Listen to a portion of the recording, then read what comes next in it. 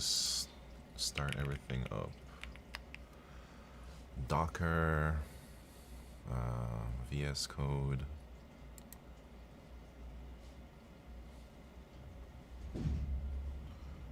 Gotta remember what I was working on last.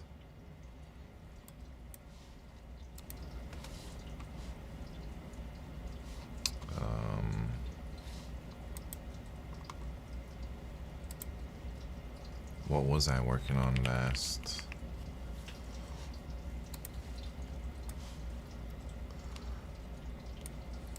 Let's figure that out.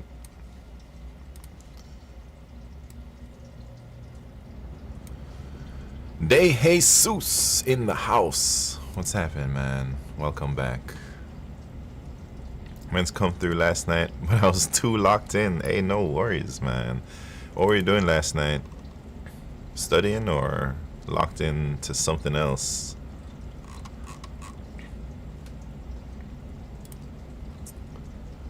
I gotta do some deployments. I gotta merge some PRs maybe.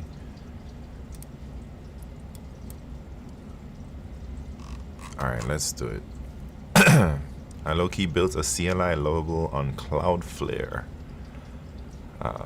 Why is that LOL? I don't really know I don't even know what lovable is. I just want a tool where I can test, measure LLM output. What do you mean by that? What do you mean measure it or test it? Like unit testing?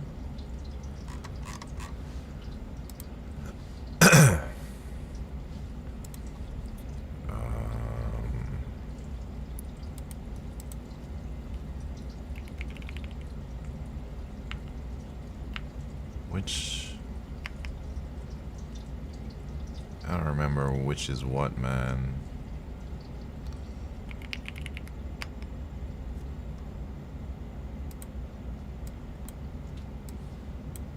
Hey, I got that whisper thing. Let me try it out.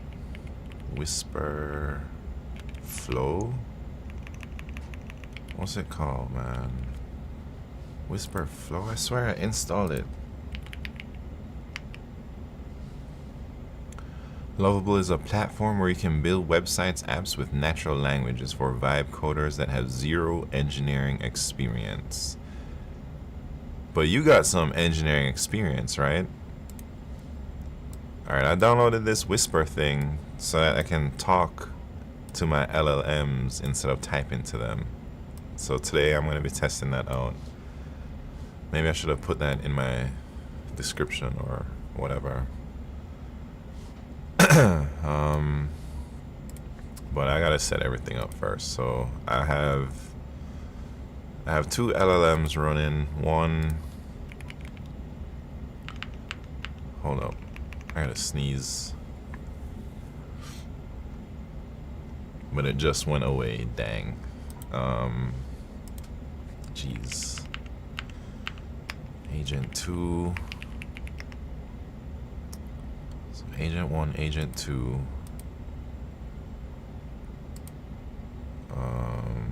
Can I rename these things? Yeah.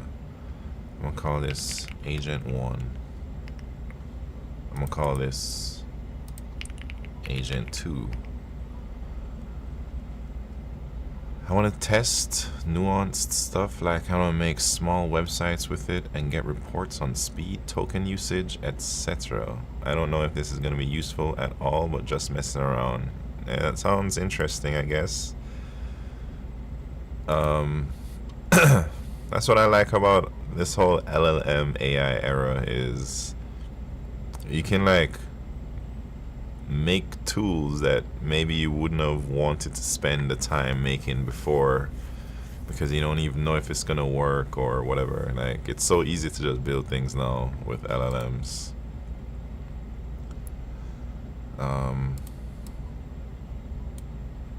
Agent 1, Agent 2. What else am I trying to do?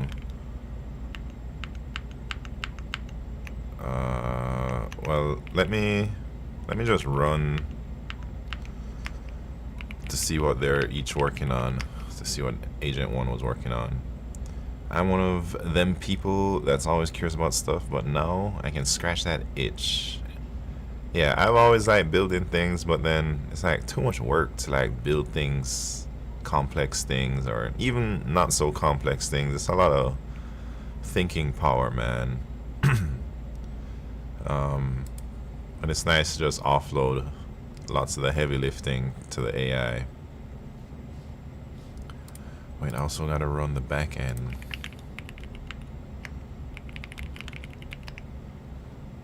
I'll rename this to back end.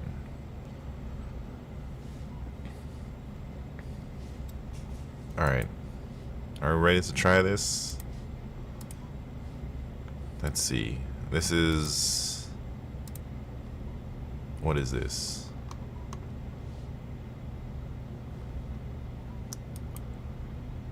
Oh, this is the ask pending questions thing.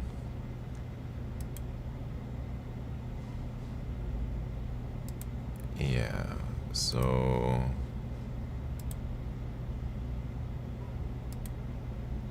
Alright, there's a problem.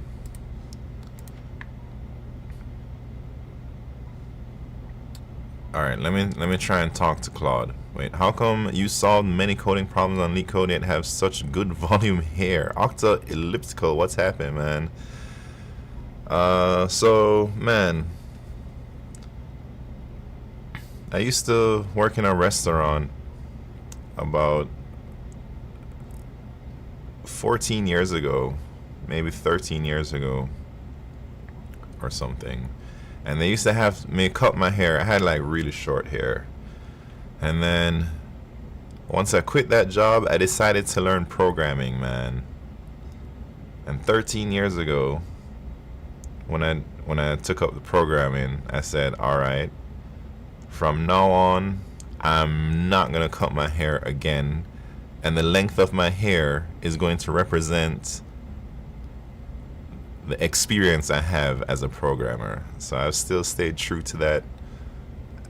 Kind of. I had trimmed my hair like 2 times in the last 13 years. But that's it. So maybe that's why, man.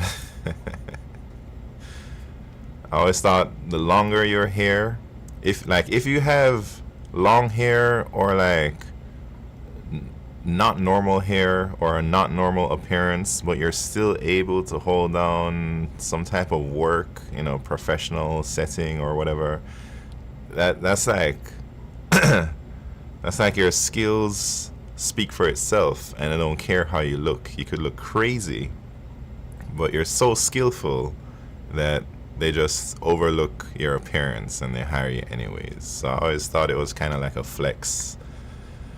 But after growing my hair for so long, I'm now like attached to it. I don't know how I would do without my hair, man. It's like such a big part of who I am now.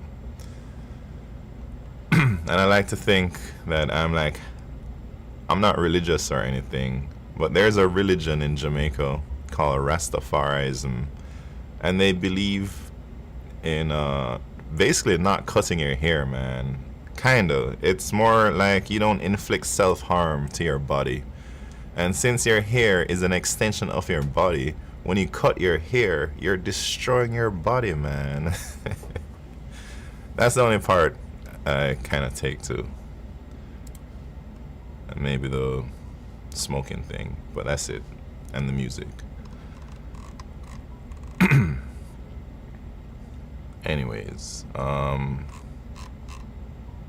what was I doing? Put the hair in your resume. Yeah, 13 years experience growing hair without cutting it. Oh yeah, I was gonna say, alright, I'm gonna whisper to this thing. Alright, we're working on something and I don't remember what. Can you please look at the get logs and figure out what you're doing last in this branch? Does that work? Oh, it does work. Look at that.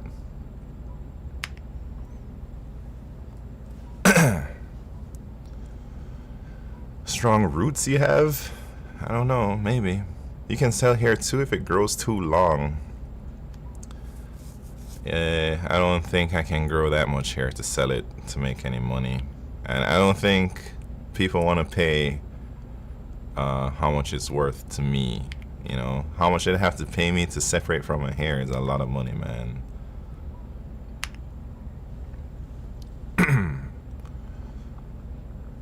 I don't know. I don't know when I'll cut my hair, but I know at some point I'll probably have to. Otherwise, I'm gonna have like really thin hair and it's gonna be really long, and I'm gonna look not cool.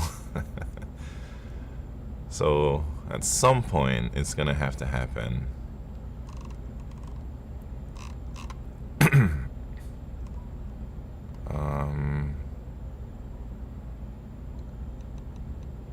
Wait, what? Ask question feature. Alright, I think there is an issue with this feature because there's supposed to be an ask question button on the front page with a form or whatever, but since we're hiding the question thing, if there's no questions queued, there's no button to ask a question. So can we fix this somehow? Man, I can vibe code so fast with this text to speech or speech to text thing. I'm gonna tell this the same thing to this one. We're working on a feature in this branch, but I forget what we're doing. Can you check the logs and refresh my memory? Easy work, man. Look at that. Yeah, do whatever you want, man.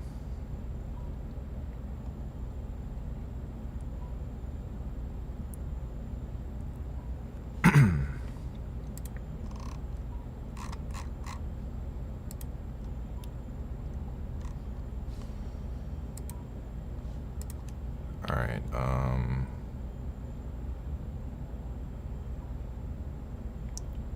how should I deal with these? I wish I could split them off.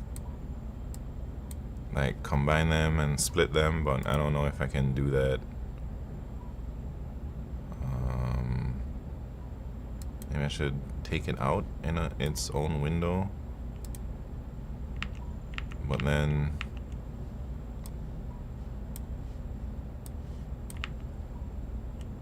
I want them to be together.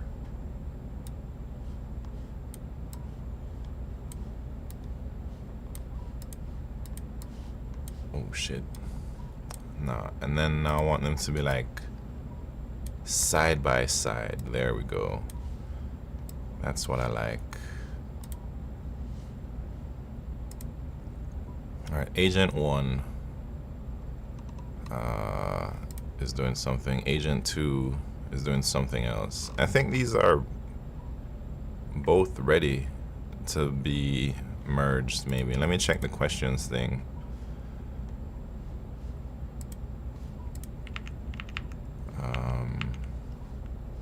Is this it?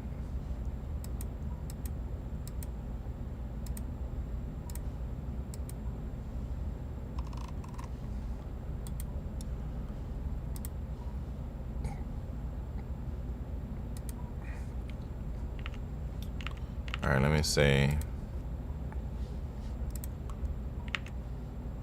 Alright, nice. I see the question thing, but can we move it above the other LeetCode streamer section? And can we add some small text that explains that I will answer the questions on the next stream? I tried Anti-Gravity by Google. I asked it to clone the website to test it. It asked me to install extension in browser and then start scanning website and made plan to build it. Noob right now though.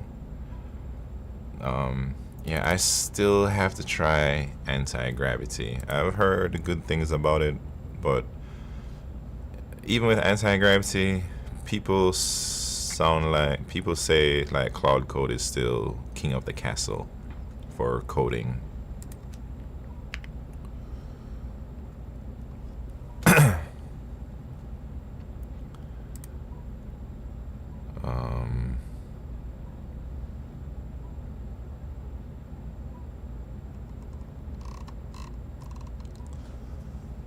All right, so this is my website in production right now, midnightsimon.com. Right now there's no ask question feature. There's no solutions thing. Those are the two features I worked on the last couple days, and or the not last couple days, just yesterday. And I'm just gonna merge these things into my main branch, rebuild the Docker image, and redeploy to production, and then move on from this and move on to like solve new issues. Cloud Code is way ahead. Where I work, test all of them on a monthly basis. We test all of them on a monthly basis. Nice. I don't think I'm gonna try anti-gravity. I'm tired. I only use Cursor and Open Code. Dang, people still use Cursor? I thought Cursor was a thing of yesterday, man. Hey, I forgot to check my YouTube. Dang. Chats. I do the same thing every time too. The outlier, what's happened? I just got here when he said hair. Cool story. Hey, this is a real life story, man. Welcome everybody on YouTube. Sorry, I just opened up the chat. I love Cursor. Cursor is getting better every day. Is that true? I used Cursor when it first came out a long time ago, and then once I tried Cloud Code, I never went back. You know, like I don't see the point in using Cursor when I got the Max plan. I don't even know if you can use the Max plan through Cursor, or you gotta pay like buy credits or something on Cursor, and then it's like way more expensive. What about Open Code? I haven't tried Open Code. I think it might be worthwhile me trying out though, right? Because Open Code is just like Cloud Code, except you can swap in any LLM besides the Anthropic ones. Is that right? I'm gonna be on Open Code forever. You can use Max with Anthropic models. You can use all the models on Open Code. Alright, well I think I got Gemini Pro, and I got the Claude Max. Those are the only two LLMs that I've been working with. Anyways, so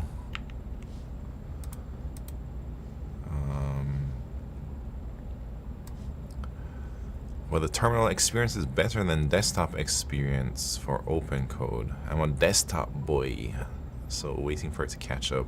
Yeah, I just use a terminal, but I do appreciate a good desktop tool like with a GUI. I like clicking buttons, man. I don't like typing stuff too much. Alright, so I'm trying to check out this questions PR to see. Hey, look at that. Ask me a question. I don't like the placement of this button, but I'll just leave it for now. Yeah, right. Let me test it. What is your favorite color?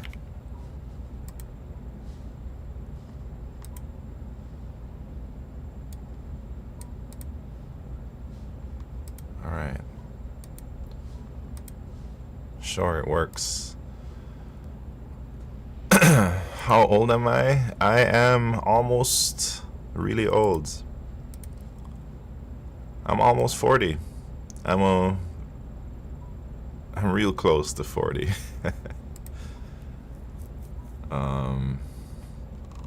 Unfortunately. Grandpa's stream, yeah. I don't know. I still feel young, man. I feel like the same as when I was in my 20s, except I have more wisdom and knowledge and more control over my urges, and like I'm more disciplined, basically, you know. I don't take as many risks, I guess. How does learning new tech feel in 40s? Well, I'm not 40 yet, man. But learning new tech is like it's always been, I guess. I look like 25. I was 25 when I started to learn how to program. Gotta bounce. Alright, De Jesus. See you later, man. Thank you for stopping by.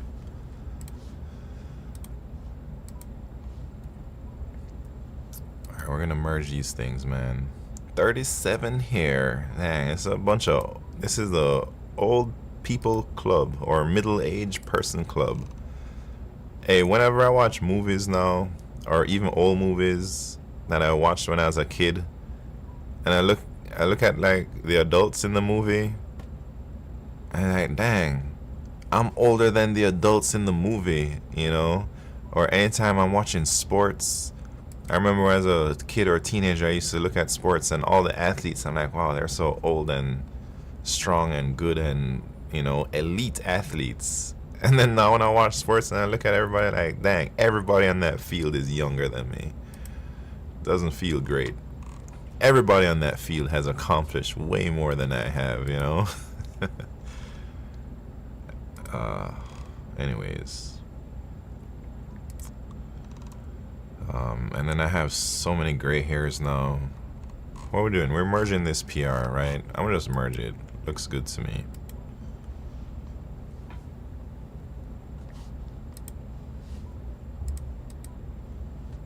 Is that how you do it? You know, just delete the branch, merge the thing.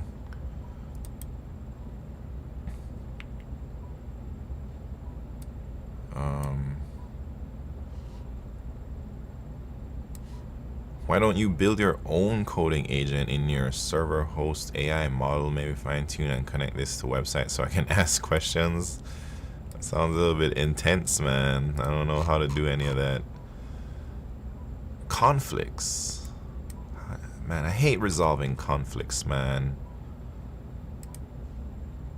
But I'm gonna take both.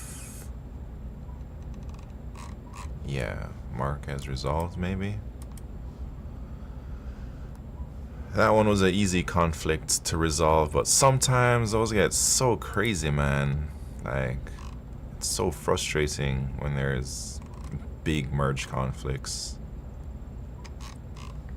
Alright, looks good to me. Merge that shit. Alright, now... Did it merge? Delete the branch. How do you normally do merge conflict? I just go through the... I guess there's usually like a diff. And then I click buttons, man. I don't do it through the terminal. I do it through a GUI. Just like I did there. I just click accept this change, accept that change, accept both changes. Or sometimes I manually go in and write what I think should be the correct code. But I haven't resolved any merge conflicts in the real world in a long time. I've only done them at work when I used to have a job, and the tooling was very different than whatever tooling is out here. Alright, so I just did a bunch of stuff. So I need to build a new thing, right? A new image. So let me try and do that. I have these commands here. So I'm gonna just hit them with the copy and paste real quick. Hey, do I need to update anything else?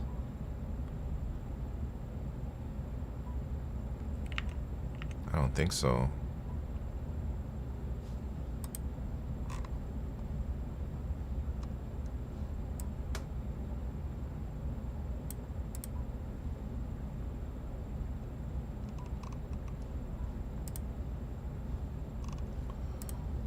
I think we're good.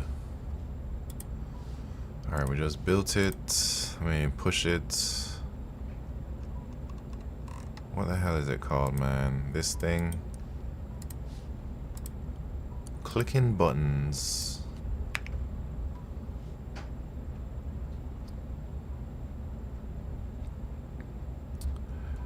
No make files in a C++ project? What you talking about? Make files. Which project you talking about, Capington? I don't really know C++, man. Like, I only know very specific type of C++, and make files isn't a part of what I know. Compiling C++ is not my expertise, man. I can only code it, not compile it. I have a question. How are people able to solve complex leak code problems, whereas I today spend a day thinking of a solution even that is wrong? I'm so demotivated right now. The rate of change at which new technology breakthrough are happening, and I'm scared that I'll be left behind. I think some people are able to solve these complex leak code problems really quickly because they've put thousands of hours into studying.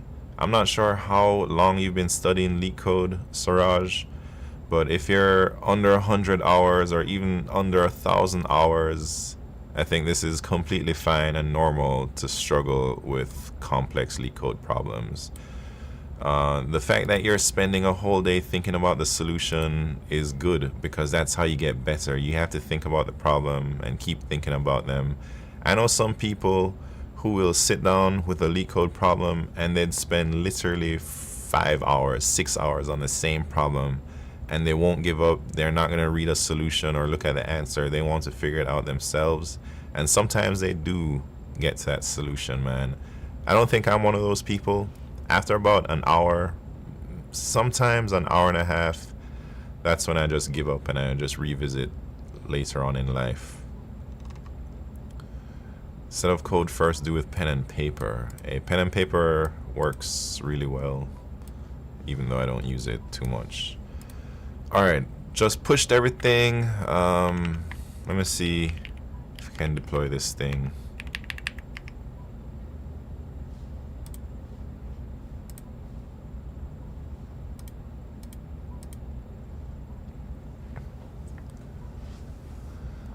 Let's see this thing work in production.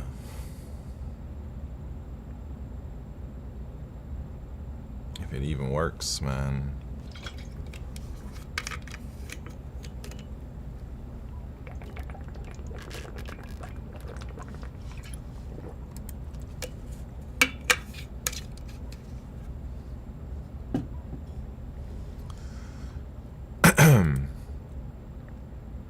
Would you prefer system design or leak code in interview?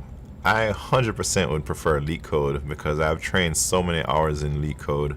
I think I'm much stronger in leak code than in system design. I've never studied system design. I've never done a system design interview, so I don't think I'd do well, man, unless I really put some effort in.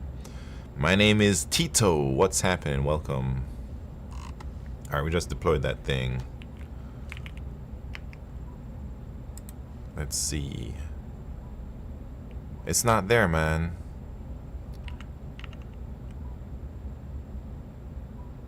What? Oh, man. Maybe I didn't pull? Maybe I need to pull. Come on. Come on, man. I don't know how to build my own project. How do you do that? Get pull? How do you like... What does this mean?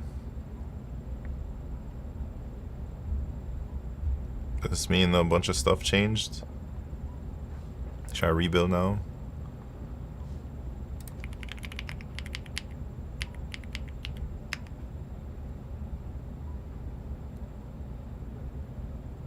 I hope some stuff worked.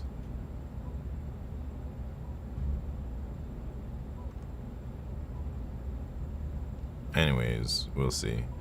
Trying to find a decent terminal to use. Hey, I don't know anything about terminals, man. I just use whatever is in Windows. I haven't hit any limitations yet, so I'm not sure what I'm missing out on with fancy terminals. Makefiles are the files where you don't have to type out G++ file name, and stuff. Just run make and the code will run. Simon Lally, what's happened? Message retracted, but I see you, man. How you doing? It's probably been a while. What should you advise how I should start? I'm struggling in DP problems. DP problems are tough to master. I'm still struggling with them a lot, but I don't think I started to understand DP until I started to understand brute force recursion. And I can only do DP problems top down recursively for like 90% of the DP problems I'm able to solve. I really struggle with bottom up DP. That's like, I don't know if you know the difference between bottom up and top down, but top down is usually recursive. Bottom up is like, I forget the terminology, man. It's like tabulation or something. I can't figure out that way, man. Been a while. Glad to see you streaming again. Hey, thank you. I moved. New place, new city, new studio. I've used Warp a bit, but the lockup some keys that I want to use currently on Windows. I've never heard of Warp. I'm not sure about that. Are you doing game dev stuff? What makes you stick to Windows? I'm not doing game dev stuff. I'm doing web dev stuff. Why do I stick with Windows? Because I play video games, man, and I stream. So they say, I haven't actually tested out streaming on any other operating system, but I think the general consensus is streaming is best on Windows. But for development, I prefer developing on Mac. I prefer like my MacBook or something for development, man. But I'll do it on Windows too, I guess. Sometimes it's just really annoying. But I get over it, you know. Alright, let me try and push this thing again. I don't think it pushed the right changes. Yeah. No, Windows and Linux. Sometimes I use Linux too. SteamOS is making a lot of progress. I hope once replace Windows entirely soon. Why you guys hate Windows so much, man? I don't know why people feel so strongly about the operating system like that. I use whatever, I don't care.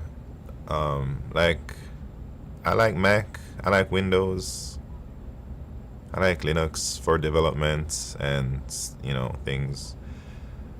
But I don't really care what I use too much. Unless I'm playing games, then it's for sure Windows. Alright, I just pushed the new thing. Let me redeploy again, because I did not deploy correctly.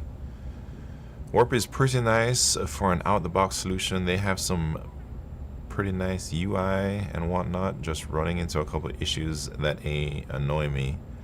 So looking at other options for the time being.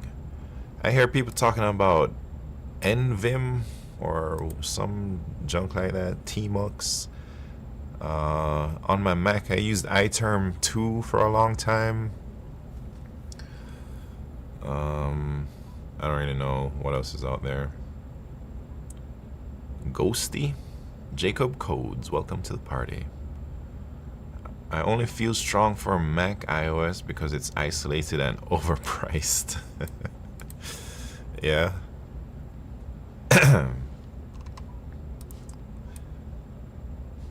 I love working on my Mac, but also a gamer, so it's Windows for me. Hey, that's how I feel. Alright, if I have to work on the road, 100,000% it's MacBook time. I have like 3 Windows laptops, I got a couple MacBooks, man, and it's always MacBook when I'm on the road for productivity. I don't think anything beats that dang MacBook. Maybe things have changed in the last 5-10 years, but man, that touchpad on the MacBook is so good. when you're dealing with limited screen space, all them little finger gestures that you can do really, really improves productivity. And I think Windows has caught up a little bit in the last decade with that stuff, like Windows laptops. But I haven't, I'm so into the touchpad finger gestures these days that I haven't even wanted to try anything else. Your website really improved from last year. Animation layout? Animation layout? Server down? What you talking about? Wait, did it do anything?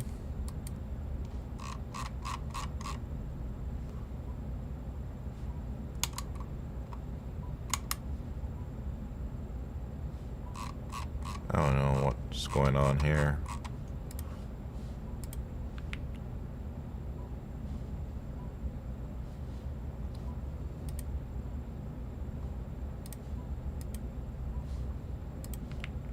Alright, it's updating. It'll be up soon. I'm dealing Mac Air M4. Yeah, I got an M4 too. I really enjoy it, man. Yeah, M4 MacBook Air, best laptop I've owned in a long time for development. I don't even really use it, and it's such a great price, man. You can buy one for like $700, even though M5 probably coming out this year.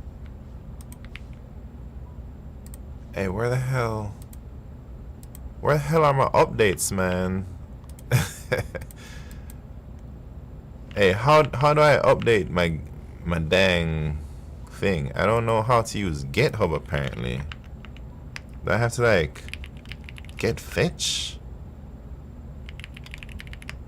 Why am I using terminal, man? Am I in the wrong dang branch? What branch am I in? How do you check which branch you're in?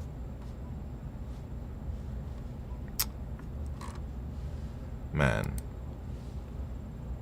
You know what's wrong?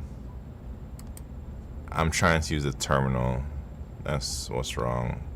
What do I do? Stash and checkout? I don't even know what changes I have. How do I know where my damn changes are at?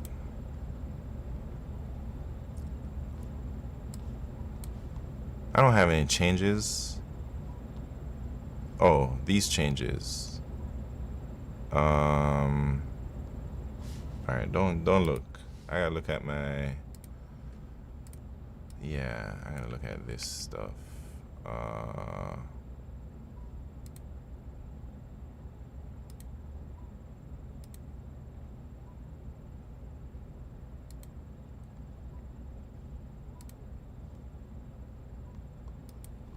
Update some junk.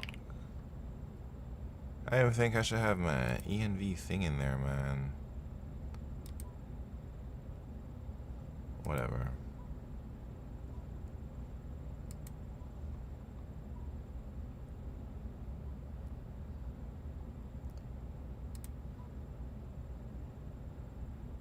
I don't even have that branch anymore, man. Who cares about that branch then? I'm gonna go to my main junk. Hey, there's this dang file called null, and I don't know how to deal with it, man. I can't get rid of this dang thing. It's called null. Get it out of here. I can't. It won't let me. Hold on. I gotta try some things.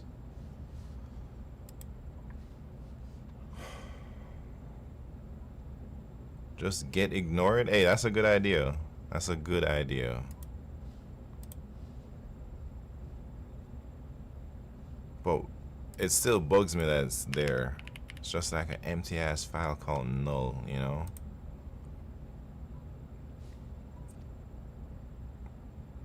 Alright, let me see.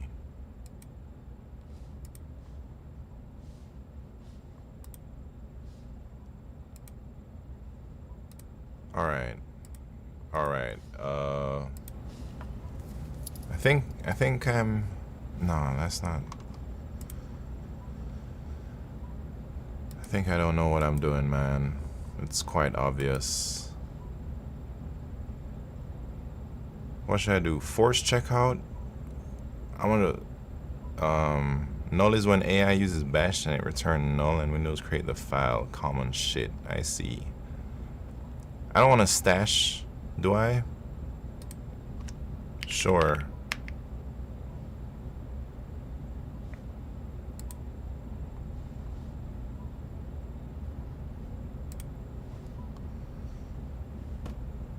Alright. Hold on. Let me... Wait. Install git k? I don't know what git k is. Maybe I should look into it since I suck at GitHub stuff. What we're trying to do? I'm trying to check some my env files. Yeah.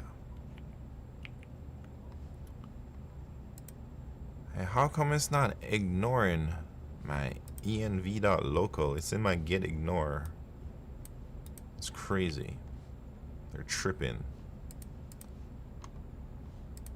Anyways, we'll deal with it.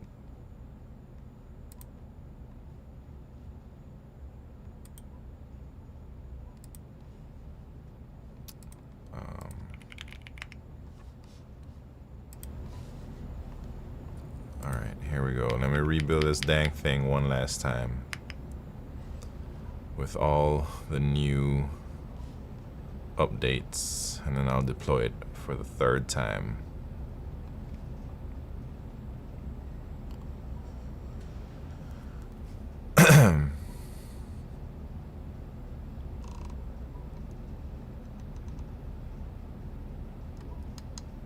Here we go. Built. Push it.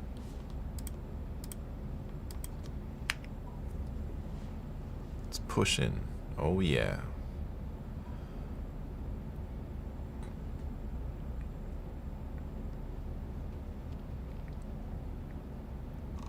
Very good. It's done. It is done. So now let me update it for real, for real.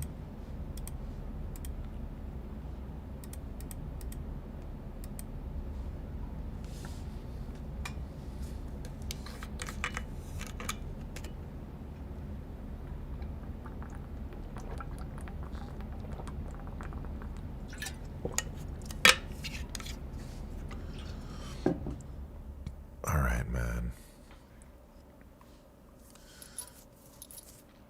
After this, let me see what issues we got open.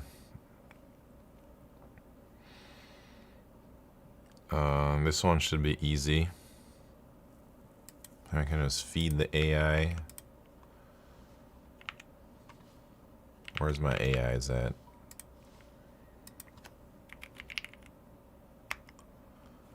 I'm gonna tell it, I want you to work on a new feature.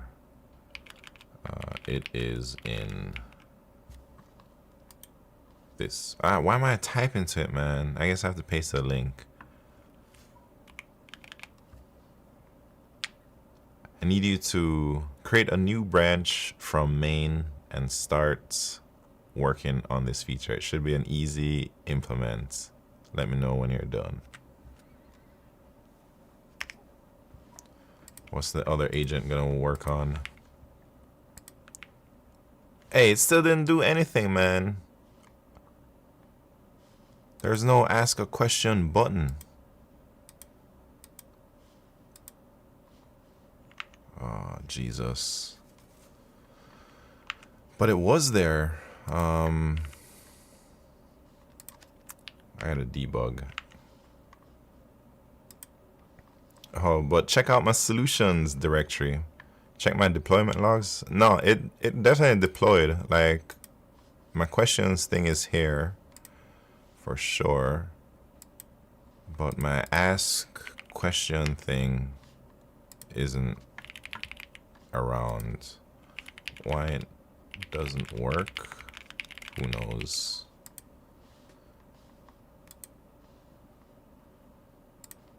See, it only works when there's something in there. I'm gonna just delete that thing real quick. And then it should have like the ask a question thing right above it.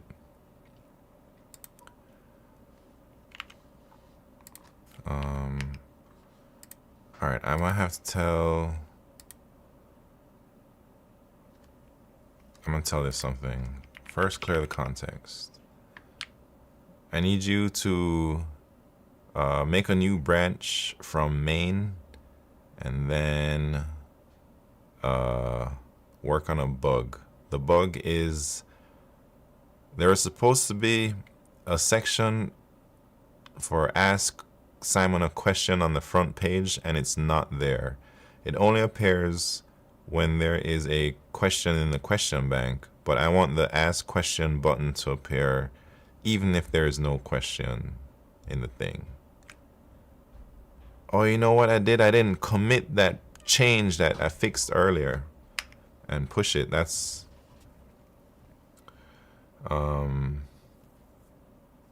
what I did, because I just fixed this like 5 minutes ago, man. And I forgot to tell it to push.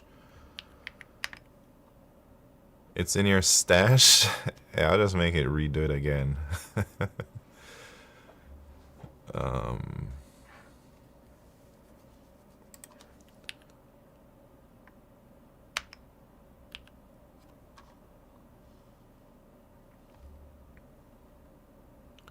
Did you ever run init so it creates Claude MD?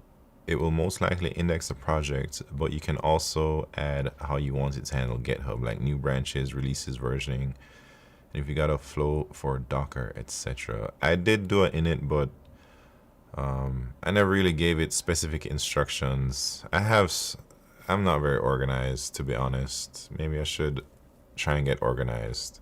And I'm not sure what my flow is yet, since I just got started back with like developing. I've been away for... Alright, I haven't programmed anything since probably like October or September, man. Which is a few months away. So I'm like really rusty.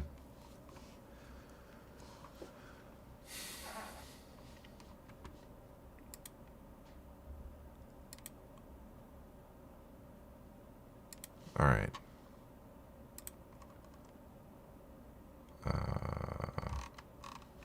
Should I test out what Agent 1 did? Probably.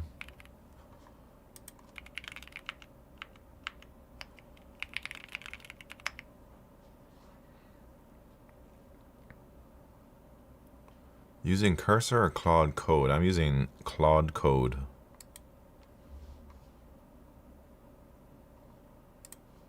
Oh yeah. Hey, there it is. How did it know? It must have just pulled it from the stash or something. Very nice. Push this and make a PR.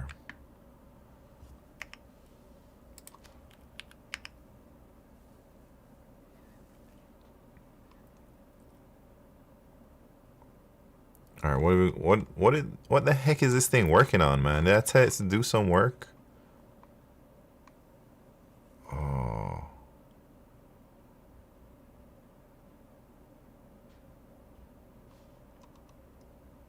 Oh, I see. I see why. I think I see what's going on.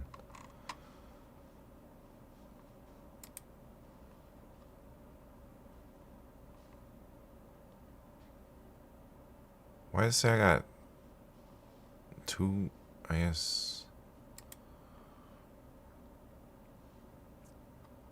Also, using different agents for different things in a project is really good, since if you only want to run one terminal, it can reset when they cannot make a compact conversation. So it's soft reset. Yeah, I'm learning stuff as I go, you know. Let me see what this committed.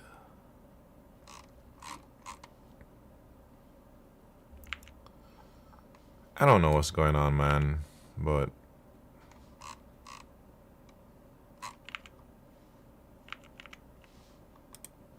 oh, there it is, the new row for the admin stuff. But the question thing is here, man. I'm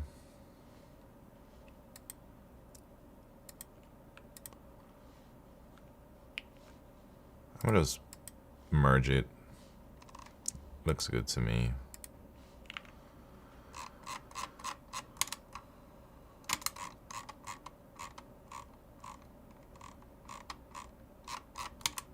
Agent 2, let me see. Oh, it's still doing a bunch of stuff.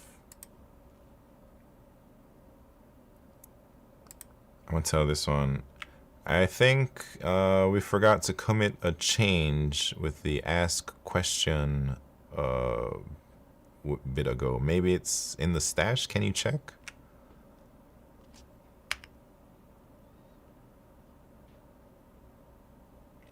One for backend, one for front end, one for UI, one for UX, whatever.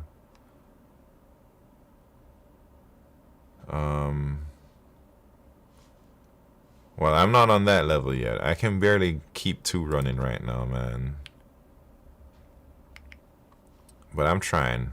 Eventually, I'd like to create big enough issues where I can just feed it to the agents and it takes them longer than a few seconds to do it. That way I have some time to like work on other things in parallel.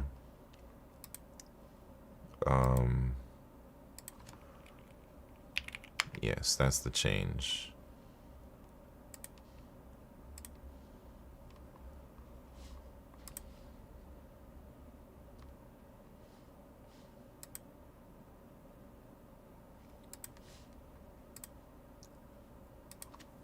Yes.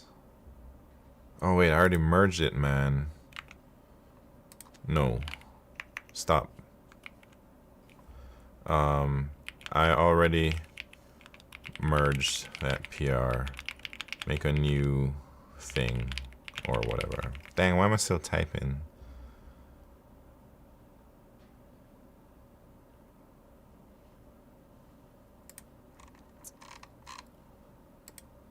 Hold on, I gotta pee real quick. Be right back.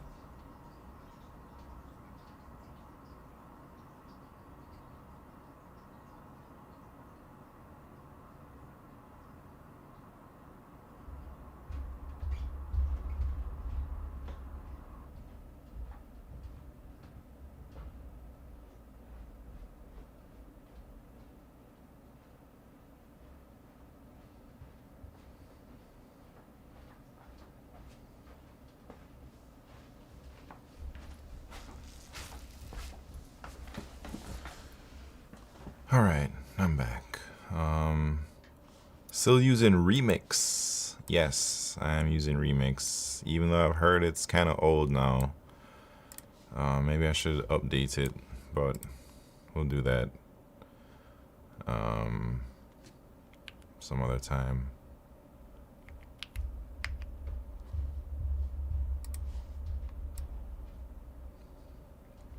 Dub television, what's happened? Or whatever, vibing at its fullest. Hey, I'm trying to be a real vibe coder. You are a experienced developer over 20 years and have knowledge in tech with best development practice. Oh wait, that's what you talked when you talk to agents.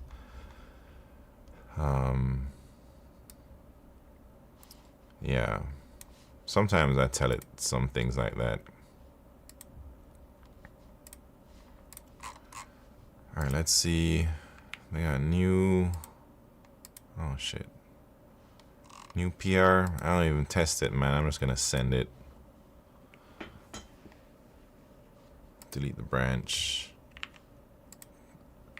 No, I fixed it in another branch. You can revert these changes and check out a fresh branch from main, and we'll give you some work to do. All right, let's see. Let me see if everything is looking good now. Where are... Dang, is this it? Oh, this is one. This is another one. That's agent one. I want to be not in agent one. Pull the new changes in. All right, let's see how it looks.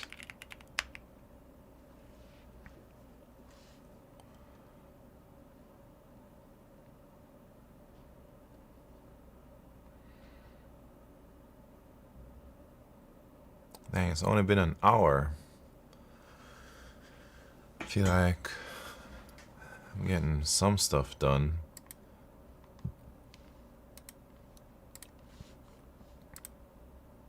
All right. It's kind of working, right? I guess I can just push that, huh? So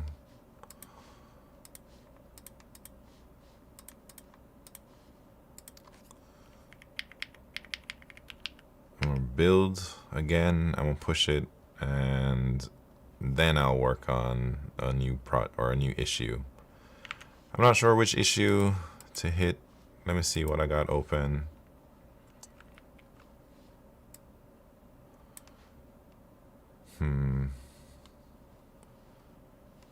I don't even know if I want to work on any of those.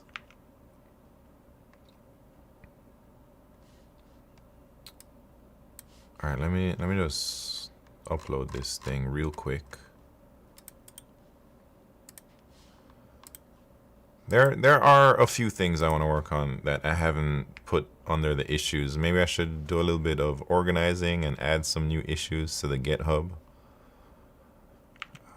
One thing I'd like to do is migrate from SQLite.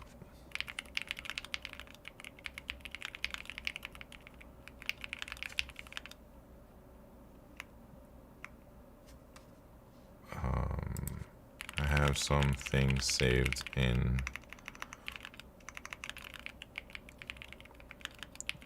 I'd like it to be in Supabase.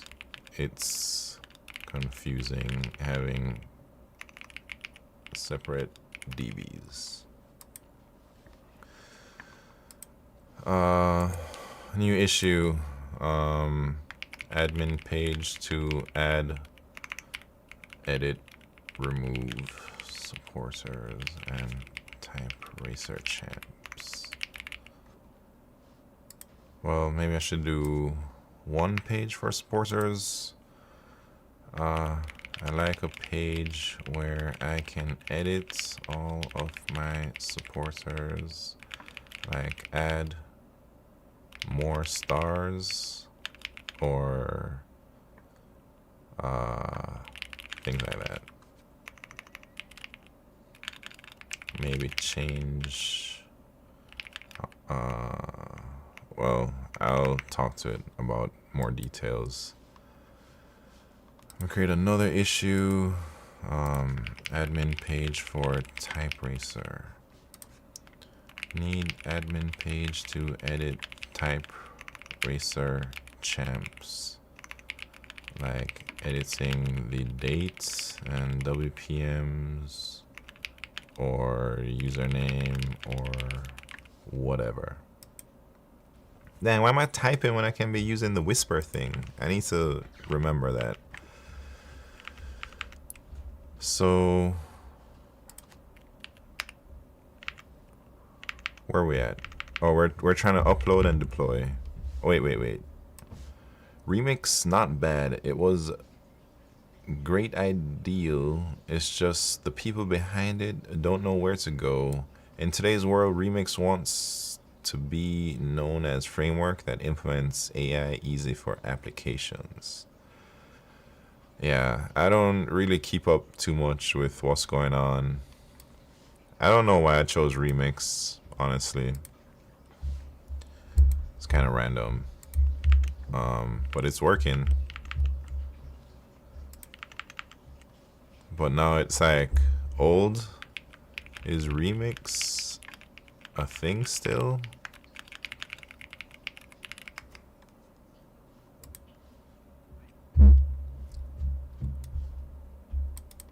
Nuanced. React router. Can I upgrade to React router? Should I? Maybe I should create this new issue. Move on from Remix to React router. See how feasible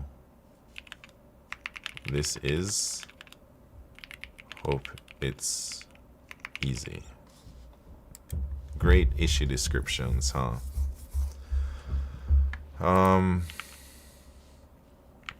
Alright. I built the latest thing. Let me push it. And then we gotta deploy it to the website. Man, there's no more leak code streamers anymore, man. There used to be a lot. Now there's none. Or there's only a few. Or maybe everyone's like off since the new year. I haven't seen Chi-Chi in a while. Maybe he's on vacation or something.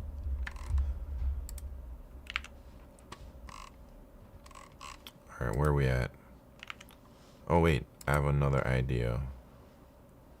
Do I have calendar?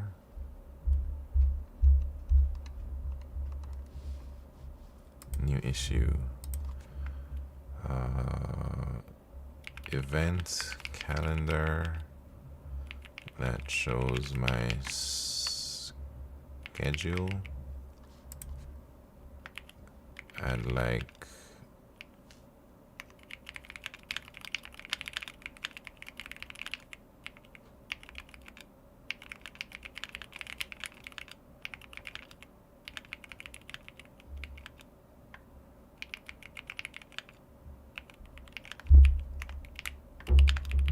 all right.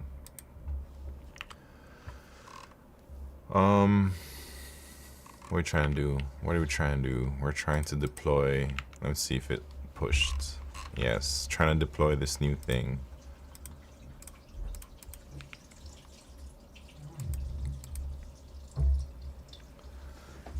Man,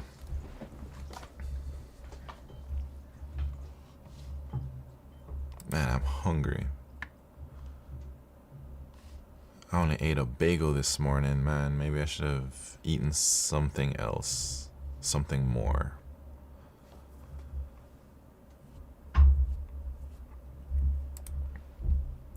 Just waiting for this to deploy. But do we really need to wait? Should we just move on?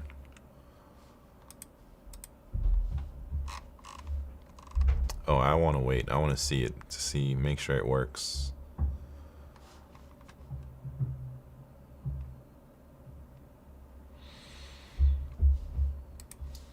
All right, here we go, man. MidnightSimon.com. There it is.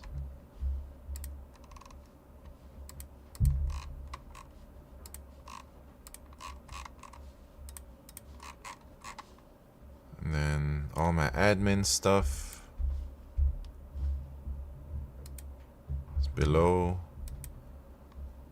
Actually,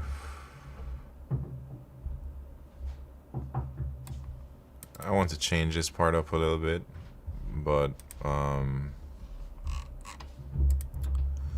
all right, let's see. What issue should I work on next? Let me look at my issues. Admin, yeah, admin page for type racer, and yeah, those two issues are nice. Or should we try to move on from remix? I don't know. Let me ask the AI.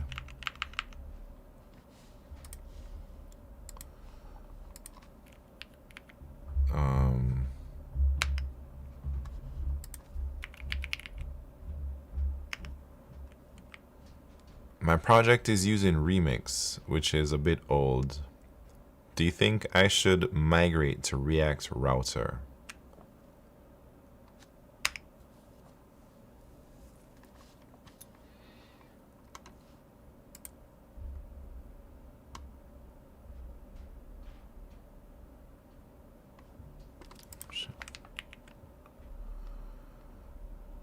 No live chat? What do you mean no live chat? For the website? I could. Should I add that? But I don't know, man.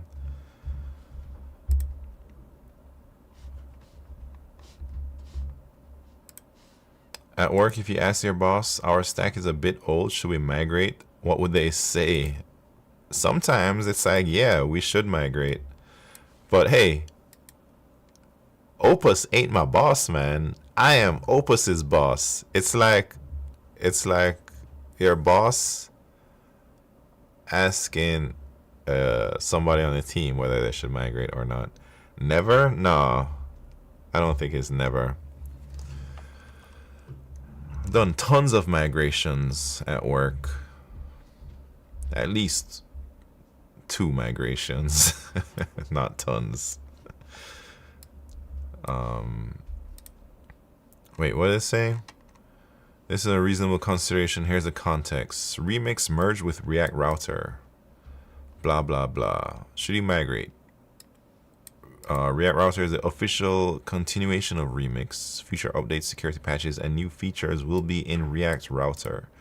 The migration path was designed to be incremental. Most Remix V2 code translates directly. You'll stay on the supported path. Remix V2 is still stable.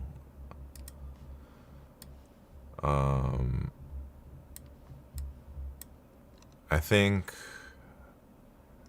migrations are part of the job. Most of the time, not the first choice, but it became much more simple with AI. Yeah, I'm thinking if I migrate now, it will probably save me a lot of pain in the future while the app is still simple-ish, right?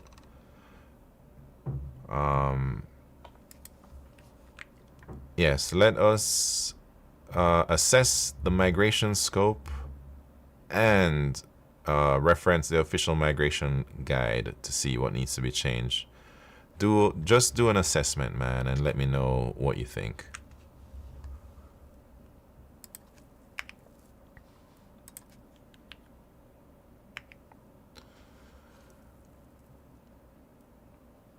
Migration is generally okay, but jumping front-end stacks? What do you mean jumping front-end stacks? You mean going from Remix to React Router? At some point, I gotta do it, right?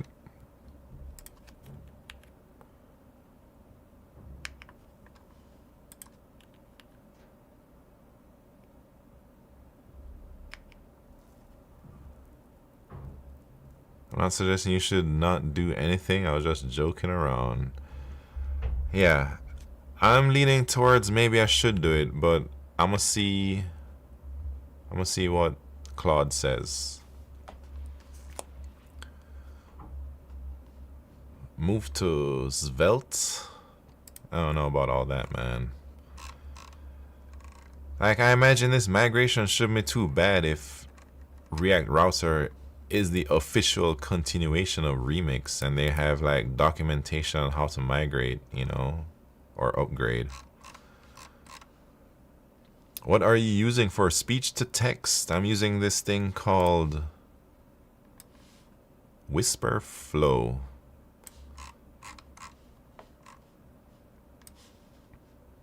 And I'm on a free trial right now. But so far, I just started using it today. Somebody recommended me to use it yesterday, and it's been working nice.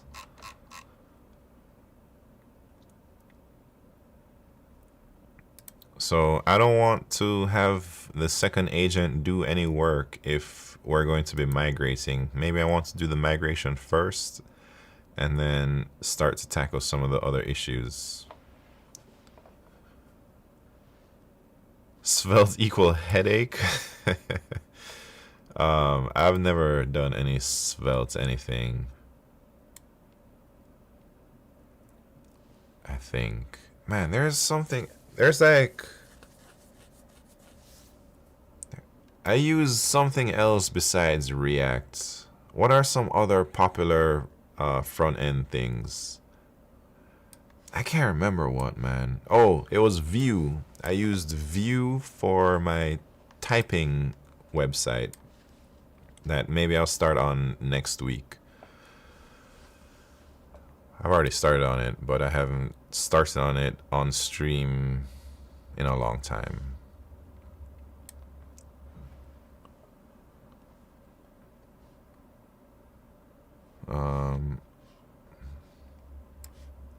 Sorry, joke didn't land. No, I mean, it did land. It's just not like hilarious, but it's just a nice joke, you know. On the front end, there are ongoing jokes about switching from framework to framework all the time because there's a new one each week.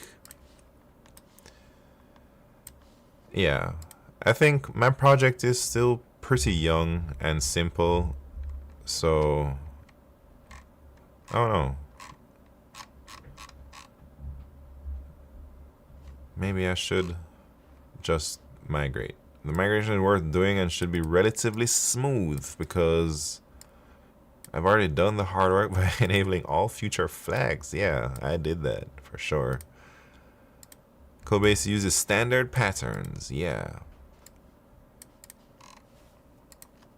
Okay, do it. Make a new branch and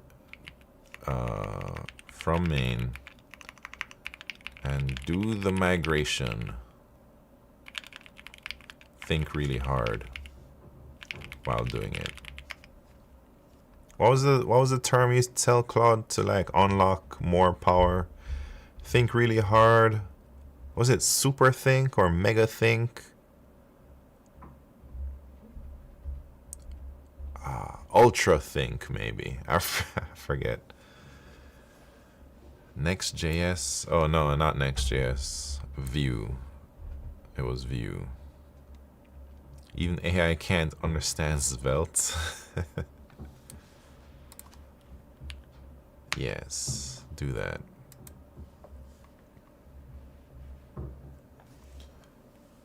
Oof. Dang.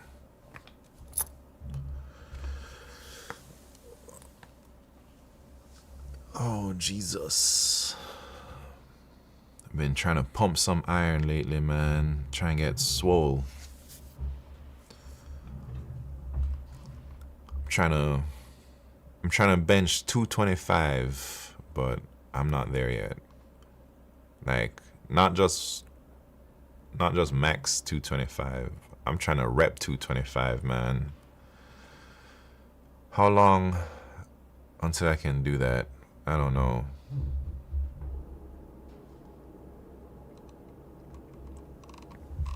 You guys lift? Who lifts? Who's swollen here? I was wondering if I should give a strong chance to a more AI first IDE text editor like Cursor by default I did not feel I was benefiting much, but people say it makes a difference. Like Cursor. Tried have you tried Claude? Startup Me? Have you tried anything besides vanilla VS Code?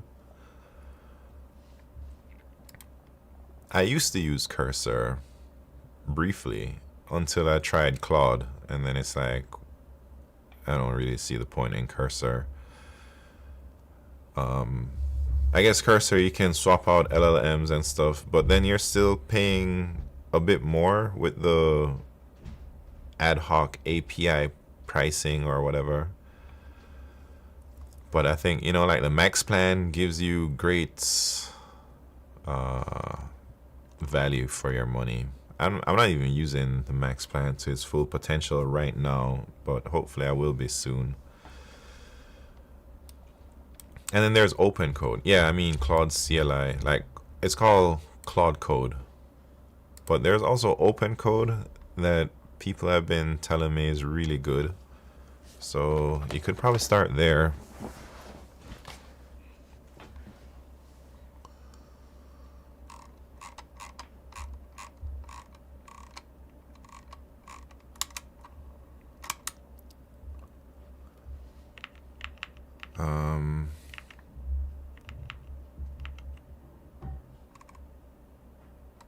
I hope this migration is smooth, man, because I don't want to deal with debugging or having the AI debug.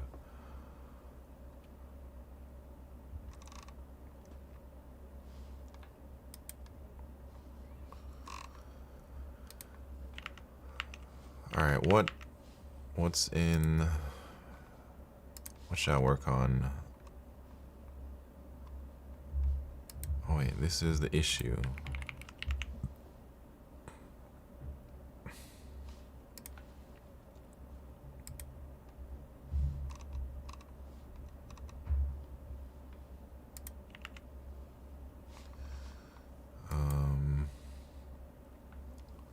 I've been using it more recently. I don't know if because I'm not dealing with groundbreaking things, I have been having a fair experience with Codex and Claude, but Codex, at least to me, feel like my token take longer to end.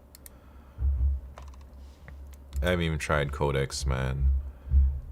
I'm vibe coding different way. Ask AI to generate code and I manually type and review code. It helped me learn as well. Yeah, that's interesting. I don't got time for all that, man. I'm more interested in the results than learning, man. I'm not really trying to learn right now. Well, I lie. I'm trying to learn how to use AI more effectively. I'm not necessarily trying to learn front end, too much. I know a little bit, but I'm not a front end dev. I know a little bit about everything, I know a little bit about C++, a little bit about front end, and that's it. I don't know a little bit about everything. I know a little bit about a little bit. I used to think and knew a lot of VB.NET way back, like when I first started.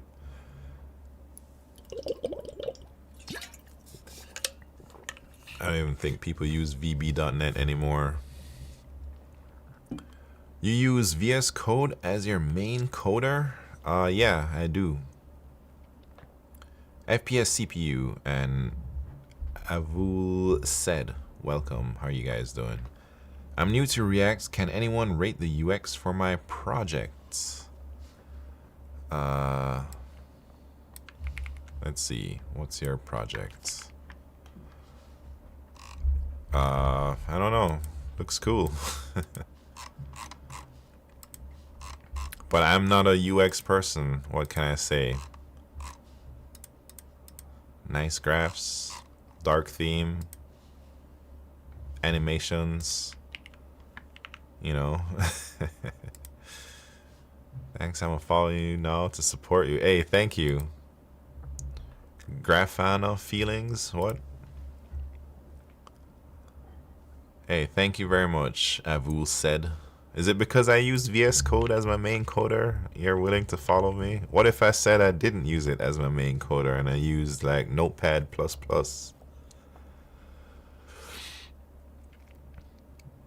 I understand the concept for pre-work experience to learn code with AI, but when you just focus on result, typing would be very boring. Yeah. Grafana dashboard. Oh, I've never seen one of those.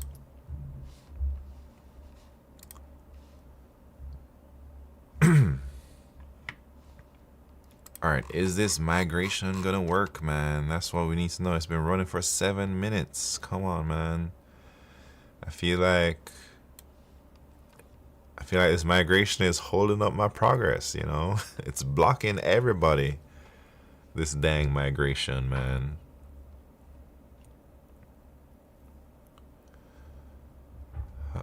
Now he seemed chill and just got into the vibe code world, so I want to set up as well. Yeah, cool. Thank you, thank you. Which agents using VS Code? I'm only using Claude Code right now, but I have plans to integrate Gemini into my flow at some point. Maybe in the next couple weeks, I'll look about that. And I'm vibe coding my website, midnightsimon.com. So today I just deployed this ask a question feature, so you go there, ask a question, and I'll answer it whenever I'm on stream. Also deployed this solutions page. I think I might change it from solutions archive to like something else. But basically, I'm mainly, this vibe coding thing that I'm doing is pretty new to the stream. I started streaming like 4.5 years ago in 2021. And my main thing was doing algorithms, leak code. I started streaming because I wanted to prep for technical interviews. So I thought, what better way to study than to study in front of an audience and practice like speaking my thought process while I'm solving a problem. I think it would be great training for an interview. That's why I did it. And then it turns out I really enjoyed solving problems with people on Twitch. And I just kept doing it even after I got my job. And I've solved maybe over 1,000 problems on stream, but I've never categorized or put them in a archive or have anything easy to find, like whenever I solve a certain problem. So this is what one of the biggest things I want to do is catalog all the problems I've ever solved on stream and have a link to where I solved it live for probably the first time. And yesterday I started doing that. I'm doing it like manually. It's such a pain in the ass, but I think I'll get it done in a few weeks. And this will hopefully grow and people can just click whichever. And it brings you up to the stream that I did and when I solved the problem. So you can see like my thought process as I'm solving it, what I'm thinking of, the things I look at in the problem to try and guide me towards the right algorithm to choose, and problems I run into, and things like that. FPS CPU, thank you very much for the follow. You don't talk much where you work, but still at Google? No. I quit Google, man. I quit last year. November was my last month. So I've been a free bird since then, and so far so good. I don't plan to get another job right now. Maybe in a couple years if things don't work out. I remember people use a combo of Cursor, Claude, but I don't know if that's still an option or is it now versus Studio plus Claude. Do you have any suggestions what people should learn before getting into vibe coding? Shit, I don't really know what you should learn. I don't know. Are you a software engineer right now?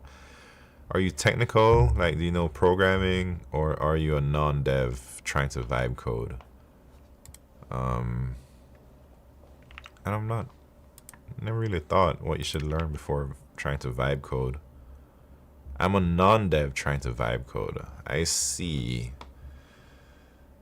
Mine. What level? I guess L6. Nah, I joined as an L3 in 2021, and I left as an L4 in 2025. So I only got one promo, man. I got promoted after 2.5 years from L3 to L4, and I don't think. Maybe I was like a year and a half away from being L5 if I really tried and grinded. But I wasn't trying to do that, man. Yeah, L6 at Google is pretty respectable, I'd say. L6 is staff engineer at Google. I don't think I'm that respectable, man. Can you talk about what you worked on? Yeah, I was a C++ infrastructure engineer, and we worked on policy and regulations, enforcing policy and regulations, mainly from the EU. And the one policy I worked on the most for multiple years was DMA, Digital Markets Act. And not all of DMA. DMA has a lot of different things in there. I worked on one very particular policy in DMA called, I don't know what it's called, man. DMA 5.2 is what everybody called it. Right here. It basically says that big companies with multiple different products cannot share your data between products unless you consent. Meaning YouTube cannot look at your Google search history in order to feed you better YouTube videos, you know, or whatever, things like that. So that's what I worked on. It took us multiple years to implement that DMA 5.2. It was due, I think, 2 years ago or something. It was a big deal because none of the company was compliant with that policy, and it required huge changes to the infrastructure across every system at Google. And I think that was a great experience. But then the work kind of became repetitive after we did our big launch and everything went well. And it's like, I don't know, I got bored and I wanted to do something else. Yeah, how come I left? I just wanted to do something else. Something that I want to do, not something that my managers want me to do or the corporation wants me to do.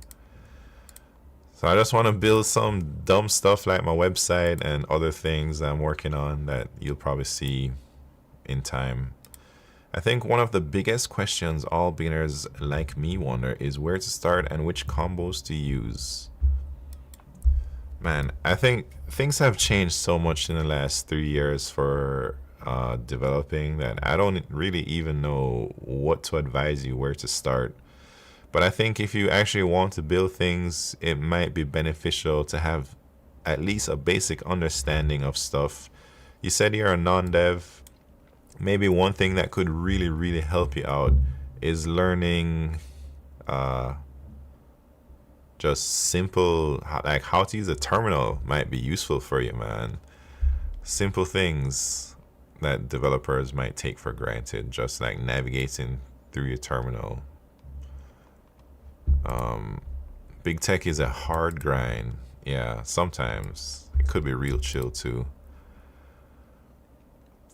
Using cursor and a fast model like composer to learn the code a bit. Agentic coding in Claude or open code is fine, but you still need to learn the guardrails if you want to go the distance. There's a ceiling to what you can do. We are not human out of the loop stage yet. Yeah, I think I agree with this pretty much. Like you can get some cool things done without knowing how to code, But if you want to like go the distance, man, you definitely gotta know a couple things. But yeah, I'd probably just start learning how to do software, man. I don't think it's going away. Like for my website, wait, for me, Claude Code is pretty good, but you have to make your own guardrails context. Like for my website, I just use Claude Code in a loop to scrape sites. Interesting. You find it more interesting or worse with all these changes? I'm having very mixed feelings. I love to be able to deliver anything, but the job looks very ordinary nowadays. I think it's exciting for me. I am attracted to times where there's a big shakeup. I really like when something comes and disrupts the market, or like something brand new, because I feel when those things happen, there is opportunity, you know? It's kind of like, I don't know if you play video games, but imagine you're playing World of Warcraft and you're on a server and the server is very mature and people have been playing on this server for 10 years, man. It's like, man, I'll never catch up those people on this server. But then the server resets, man. I feel when the server resets, it's exciting and I want to get in there, and there's so much opportunity to like take over a sector of the server, or like in the auction house. I don't know if you understand my analogies, but it's new. Everybody's starting from the same place, like almost nothing, and everyone has to learn as they go. And I think it really kind of levels the playing field in some ways, you know. So I'm just trying to see what I can do with this new era. I don't know how it's gonna go, but I'm willing to find out. What I did was I used ChatGPT to ask for a pro prompt, then I copied it into VS Code in Chat, GitHub, Copilot, and it just did it all for me. But I used free options, so I ran out of tokens. Yeah, that's a method too, to use AI in order to like build better prompts. But yeah, if you want to be vibe coding, I think you have to throw up some money, man. A real Raymond Jones is in the house. You made a leak code site. Hey, I'm just trying to catalog all the times I've solved a problem in any stream I did.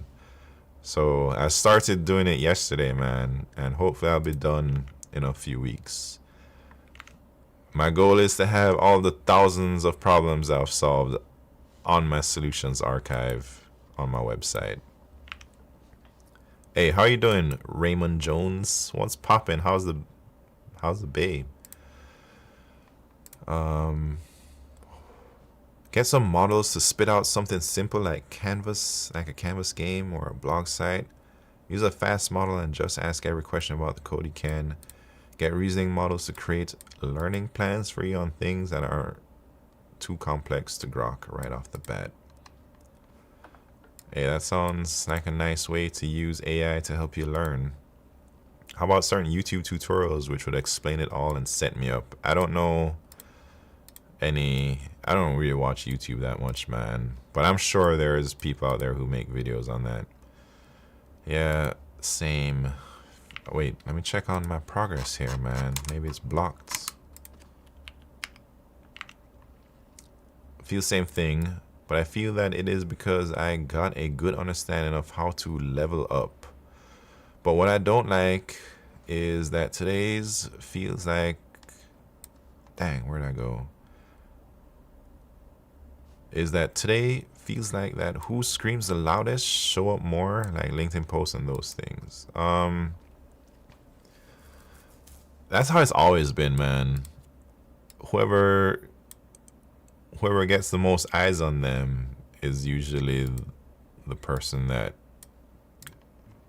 wins, you know. That's how I think it's always been. It hasn't changed. So that's part of the reason why I decided to like do everything on Twitch in public like this, just to put myself out there, you know. I just bought 200 Cloud Code Max a few weeks ago. Dang, nice. I just resubscribed like 2 days ago.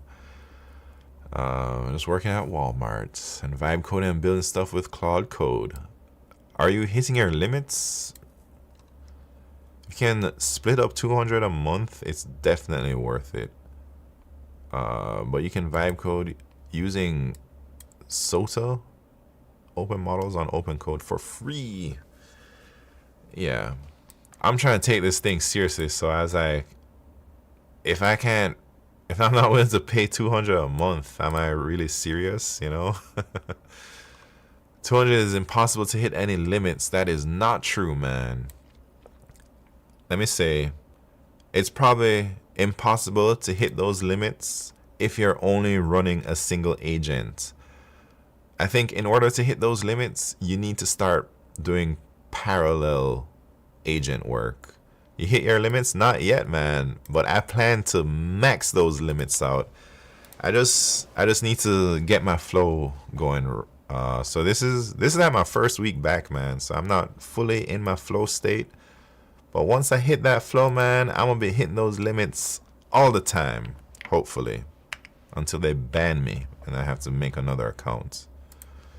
So I think like right now I'm trying to do some parallel work, but one of my agents is working on something that is potentially blocking all the other works that I have to do.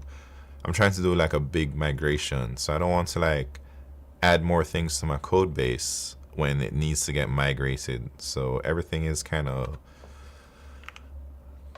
on hold for the next few minutes until this thing can figure out how to migrate.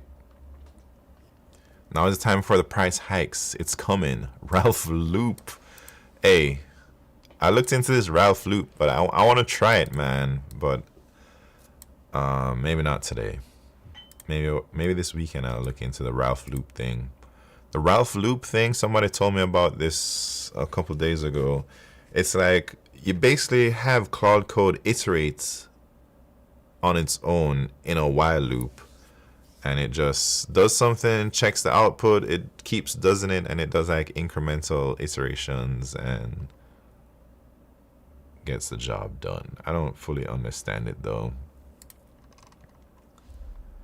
but everybody's raving about this Ralph Loop thing, man. There's even a official Cloud Code plugin for Ralph looping. I'm gonna get there soon.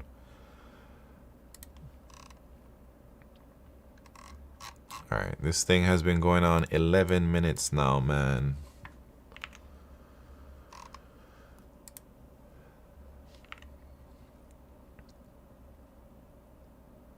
Vibe coding. Hey, what's your workload like at work, Real Raymond Jones? Do you find yourself like bored because there's nothing to do? Are you working like 1 hour a day and chilling the rest of the day? Or is it like you gotta actually work? You probably hit 25, 30 hours a week. Or 40. I think working 40 hours of real work a week, you're working very hard in like these big tech jobs, man. Anybody I see who's working 40 hours a week, man, they're grinding in my eyes. Or something. Well, at least that was my experience. The secret sauce is it by design. Keeps your context windows less polluted. Your biggest problem with long sessions is the context window. Yeah. Small tasks broken up like you would in a sprint and loop over them. Each session outputs an MD file to provide state learning to next task. New sessions per ticket keeps your context clean. Nice. I'm gonna try it, man. It's on my list of things to do. Work in my org is like 20 hours a week, but like 10-hour weeks actually focus code, and rest is meetings and pretending to be working. Yeah. Hey, do you go into the office? I used to do this a lot. pretend to be working. I'm pretty good at that, man. Pretty good. Gotta go. See you soon. Good luck all. Hey, Avul said. See you later. Thank you very much for tuning in. Walmart just announced 5 days RTO. Dang, son. What was it before? Was it hybrid? Dumping Dawn. What's happening? Next Leak Code stream, what time? Next Leak Code stream is on the weekend, unfortunately for you. Saturday at, I don't know, 6:30 p.m. Eastern time. Eastern Standard? I don't even know if we're in Standard Time or what. Daylight Savings Time. Whatever time it is on the East Coast. Before it was 2 days a week, then 3 days a week. I'm probably gonna switch jobs too. Hey, how long you been at Walmart, man? I feel like it's been a year, 2 years. Time is going by fast. That's crazy. It's been like a year. Well, I guess you can switch whenever you want, man. Market is hot. Good time to find a gig. Yeah, who cares about Walmart if you can get like a better job? I'm gonna talk to the recruiter in like 30 minutes. Are you gonna say which company? Or is that secret? Have you been interviewing? Real Raymond Jones? Oh shit, my bad. YouTube. I saw sometime AI misfunctions in a class. Parameters and AI was somehow make the product work with the hard-coded logics or never use them. I don't know what we're talking about when he sent this message. Just startups in SF. Ballin'. Was watching one of your old stream. Remember DFS detonating bombs, graph problem. Solved it myself right now. Oh man, do I remember that problem? I remember some problem about bombs and... Oh yeah, and it's like you detonate a bomb and then each bomb has a radius and then you see which other bombs it will detonate in its radius and you have to find like how many bombs get detonated or something like that. Yeah. Oh yeah, that's a nice problem, I think. Very nice. I don't even remember the problem too much though. Man, this thing is still trying to do work. It's been, I don't know how long it's been. I feel like it's been a long time, man, since this thing has been running. Oh, Jesus. Hey, Dumpy Don, have you taken Leak Code contests? Are you taking it this weekend? 17 minutes it's been doing this thing, man. Jesus. Oh, look at that. It is done. Should I test it? Alright, this is an Agent 1. Let's go to Agent 1. You only have 12% context left. Yeah, but it's done though. I don't know if we can break this up because this is like migrating the whole project. So I'm gonna just test it, see if it works. How do I test? I don't really know. This is Agent 1. Which agent is this? Not Agent 1. Alright, here we go. npm run dev. That's what they say I need to do.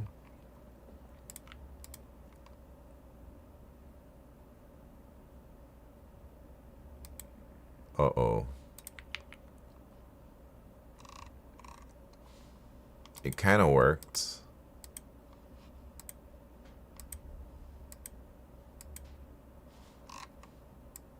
But what was that?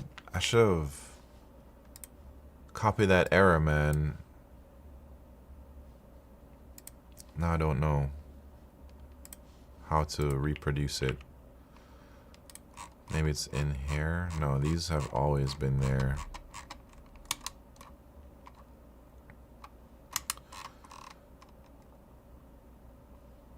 Gotta take this dang thing out, man. But I'll do that.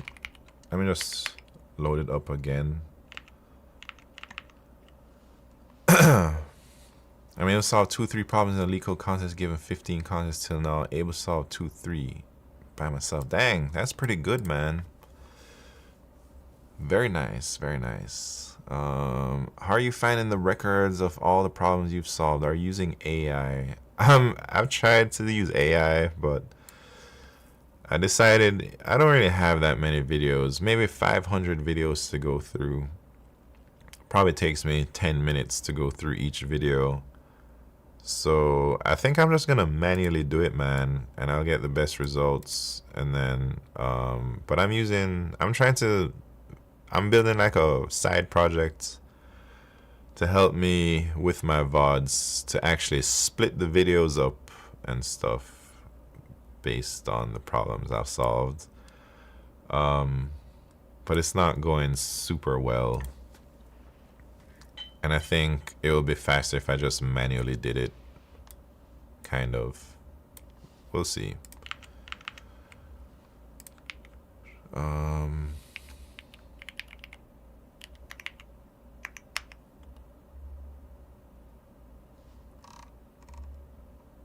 Hey, should I just upload? I think it's working, huh?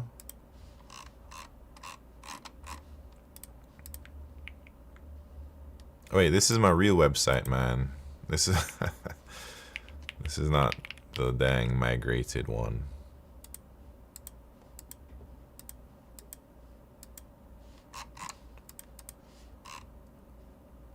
I wish I had some unit tests or something, but who cares about testing, man? All right. I'm gonna just tell it looks good to me. You think I should read what this thing told me? I think I should. Migration complete. The migration from Remix v2 to React Router v7 is complete on this branch. Changes config files, whatever. Change everything in my project.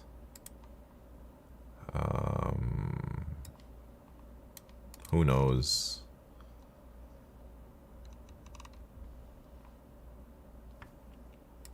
Yeah, do some. Wait. Yes, please save this migration plan in a document somewhere for your future self to reference. Oh, why am I typing to it? Jesus Christ. I'm going to clear your context. So I'd like you to write me a prompt to give to the next instance that will help you to continue testing the migration. Yeah, there you go. Austin the Dev, thank you very much for the follow.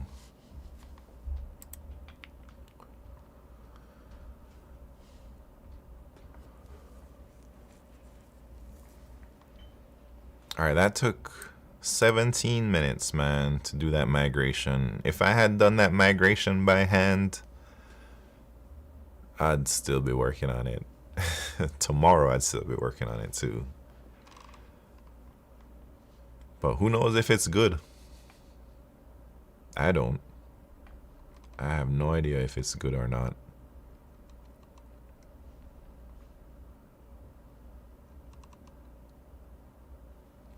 Let me just wait until this thing gives me the prompts.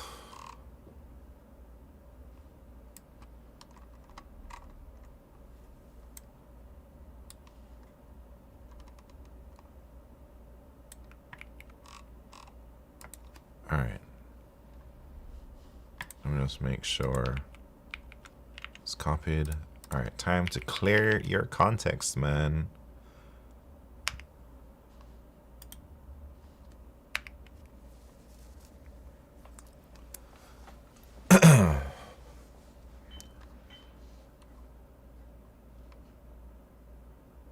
So I guess having a clear context makes it a little bit more efficient and smarter.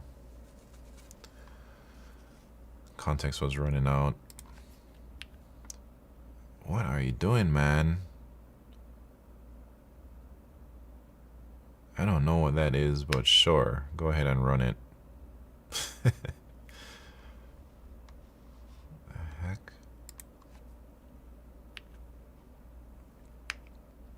Javier D, welcome to the party, man. What's poppin'? I'm doing a migration right now from Remix V2 to React Router V7.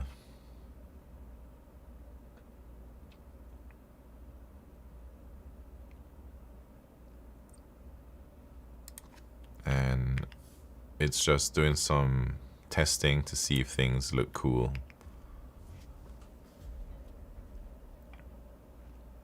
I don't know if things are cool yet. I did some quick manual testing. I think it's alright though. Is this Claude Code? Yes, this is Claude Code.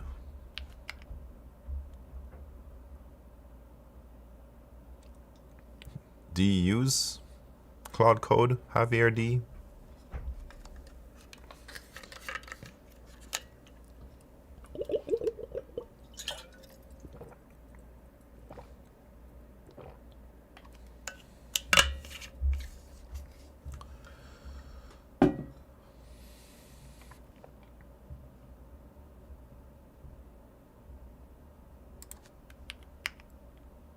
Man, this thing is doing too much.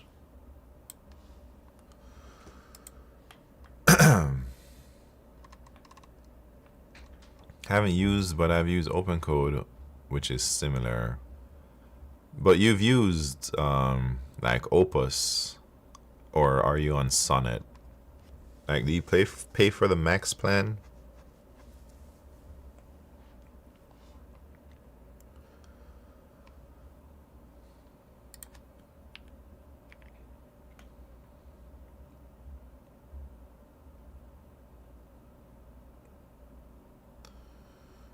This thing is doing some funky stuff, man. No, I do not.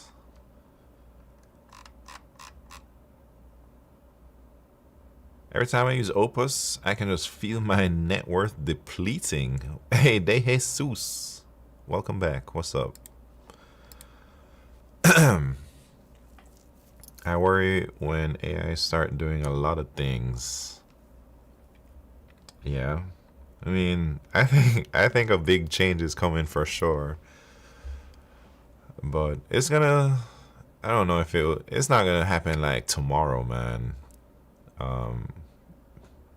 But I think it's already been happening, like the shift in how we develop. I say if you're not using AI, you're gonna fall behind 100%, man. Not saying you need to be vibe coding, but just if you're not using AI in your day-to-day, even if you're not a developer, man, I think AI is so useful for everybody. Like, I use it for lots of things. I use it for doing a lot of research for me. I use it when I'm shopping to see if, you know, to like give me like a quick review on this thing. So I trying to stop my impulse buys. Whenever I go thrifting, man, like at the dang Salvation Army thrift store or wherever, like I always use AI to find out certain items and what they're worth and whether or not I should buy them and try and resell them, you know. Kaiser Tefao, hey, welcome. CV Noob, welcome. It's good for doing an interview prep as well. Gut says, welcome. Lots of new first time chats just popped up. Welcome everybody. I'm working on my website midnightsimon.com and I'm adding a bunch of features. Oh, we got our first question, man. First question from Harry. Dang, I need this to text me whenever somebody asks me a question. I want to ask if you need someone to clip shorts for your streams, bro. I can do it. Just $240 a month, bro. Also, I can edit for you long form if you need. Hey, Harry, if you're watching this right now, send me a private message somewhere. And we'll see what's up. I don't know where you're from. Are you from Twitch? Are you from YouTube? He forgot one bro at the end of the last sentence. Hey, C2C2 239? Is that you, Harry?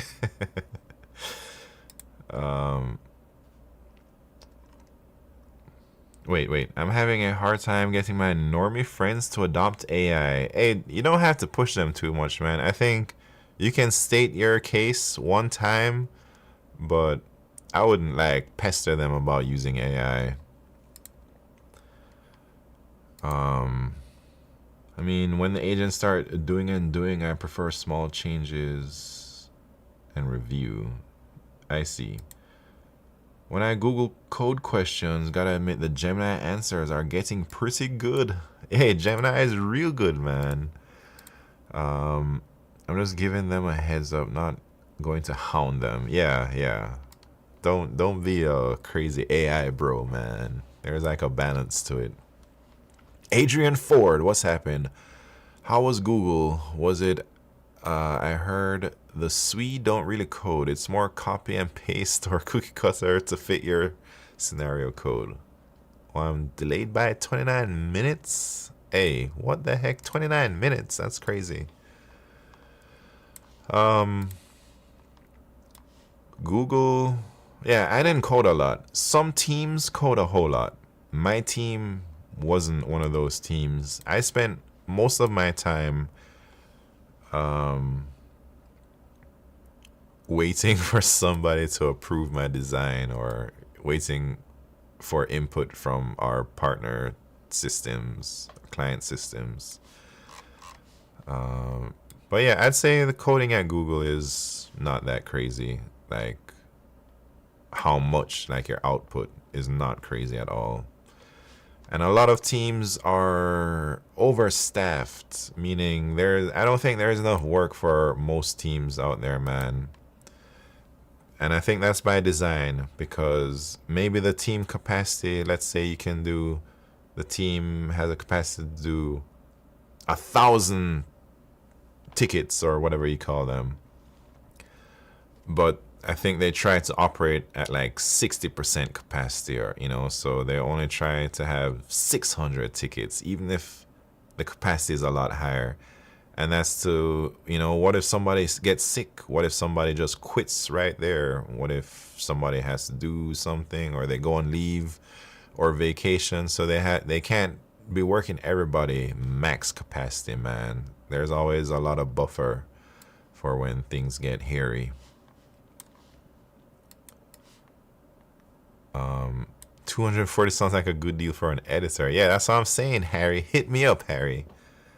I don't know. Whisper me on Twitch or something on YouTube. I don't know where you're at.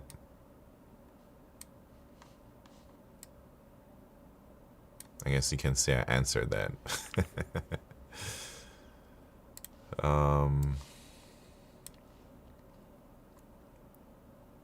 Every workplace has some copy and pasting to do, no? Yeah, I copied and pasted a lot. I often do want to read docs. Does help finding the right part right quick? What? Steven Sagiball, what's happened? I've had such low energy. Why? What's going on? You gotta drink some Red Bull or something. That sounds way more humane than what I've heard about Amazon. I don't know, I wake up tired. What time, how many hours of sleep do you get, man? You gotta go to bed on time. Should I try Monster Energy? No, man. You shouldn't be drinking energy drinks. I only drink them maybe for long drives if I need, I want to sleep like 10 or... Man, that's... You're sleeping too much. Sleeping way too much. Shoot for 7 to 8 hours, I'd say. Alright. Shit. What we're doing? Dang, it's still doing something? Why is it still doing stuff, man? It says everything's working. Nesting.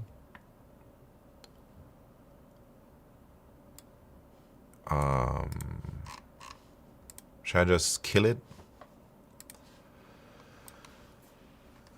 Hey, Steven Sagaball, I know you just moved out there to wherever you're living. Have you found any friends out there? Do you have work friends? Do you have like friends outside of work? Or do you spend most of your time on the internet like I do? Bro, exposing me? I'm not exposing you, man. I didn't even say where you're at, man. I'm just asking you. I know you're in a new place. There are many things that could be going wrong if sleep isn't rejuvenating. Yeah, I've heard that if you're always tired and sleepy, that might be signs of depression. But yeah, it could be so many things, man. Maybe you just got to get your mind right. Adjust your diet. Yeah, diet's a big thing too. What do you eat, Steven Sagiball? If you're wondering why I call this guy Steven Sagiball, that was his name for a long time. His username was Steven Hungry first, and then one day he changed it to Steven Sagiball. And then sometime last year, I think somebody reported his ass for his username. And then he had to change it to Steven Ball Ball. That's the Steven Sagiball lore for you. Junk food. I was about to say, bro sounds depressed. Yeah, it sounds like it, man.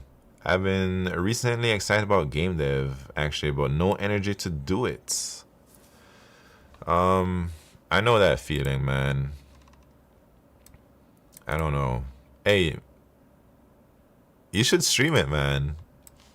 You should stream your game dev and just do it. I'll join sometimes if I'm bored. Simon, do you have like a list for leak code problems for interviews, or is neat code roadmap still good enough? I don't have my own list. I'm working on it. I've been working on it for like the last 4 years. But this time, I'm actually working on it because I literally quit my job to build everything out, you know.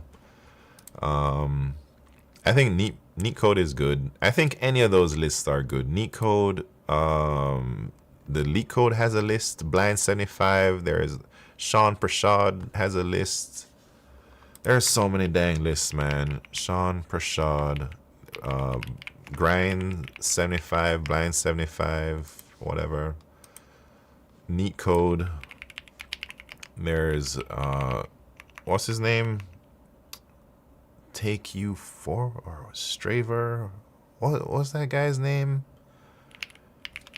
Take You Forward. Man, everybody has a dang list these days, man. So I don't think there's any list that's magical that's gonna get you, ready. The list is just making sure you do problems, man. And I guess with 3,000 problems on leak code, it's a bit overwhelming to know like which problems you should do. So I think just focus on the topics. I think the topics are more important than like, oh, you gotta do these problems and you'll be okay. I think the list of problems is just a way to get you to do the topics, basically.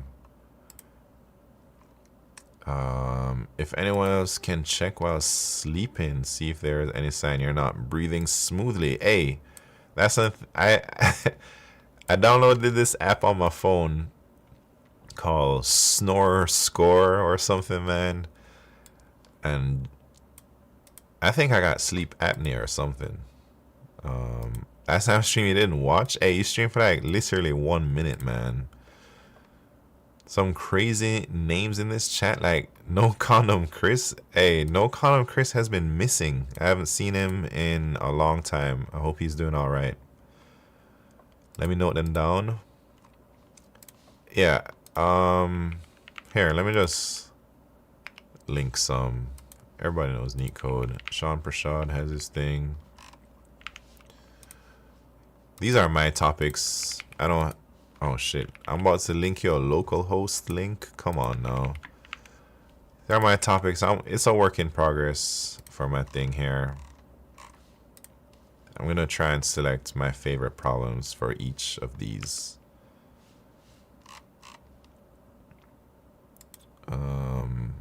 If you got an apnea, go treat it. It's really bad for you. Well, I don't know if I actually have it, man. I just snore sometimes. I bought an Apple Watch for this. Need to start wearing it. Yeah, you gotta start wearing it. Hey, X-Proof, what's happening? Are you on vacation or on break? I'm on a permanent break from Google. I quit last year. So that's it. Local host works for me right now, yeah. Isn't sleep apnea where we wake up because of no breath? I toss and turn all night. Yeah, I don't really know what it is except like you can't breathe when you're sleeping. Do you say the reason why? Pretty much I'm bored. I like the money, but I don't like the work. And I have enough money to not work for a little bit, but not forever. And I'd like to use, I'm basically taking all of my money and I'm going all in. I'm betting on myself that I can figure out how to make money in the next 2 or 3 years. And if I go broke, I'm willing to do that, man. I'm willing to write it all the way down to 0. And then if that happens, I'll just go back to being a corporate slave, man, for the rest of my life. But I gotta try and break free out of this dang golden handcuffs, you know? I wish I had balls like you. I would also like to go on a long break. Hey, you just gotta do it. You can't be scared. Especially if you're like a few years of experience, or you have like a big tech company on your resume and you have like good work experience, man. It shouldn't be a problem to find some type of work if you decide to re-enter the job market. You should collaborate with Primogen? Maybe, but I'm trying to just carve my own path, man. I don't really collaborate well with people. I wish you the best. Thank you.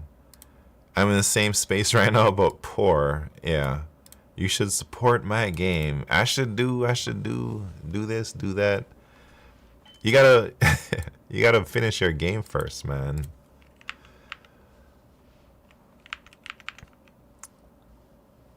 Yeah. Hey, I'm gonna just kill this thing because it's, who knows what it's doing. All right. So should we ship this new thing? Let me test it one more time. We just migrated. One more time, I'm gonna look. Let me add something here.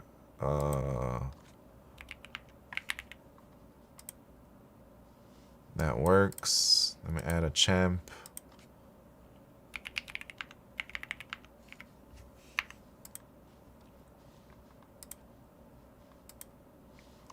That works too.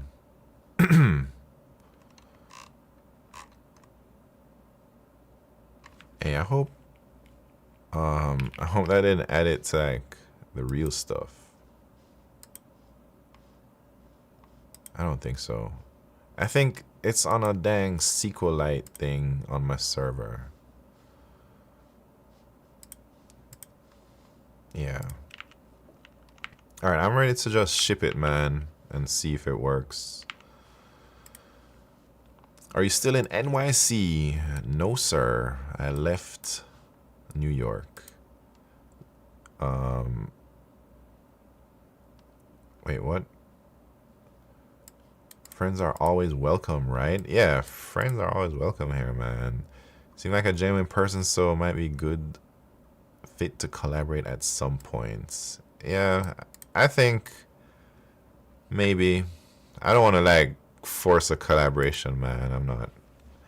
I like to kind of be a lone wolf here.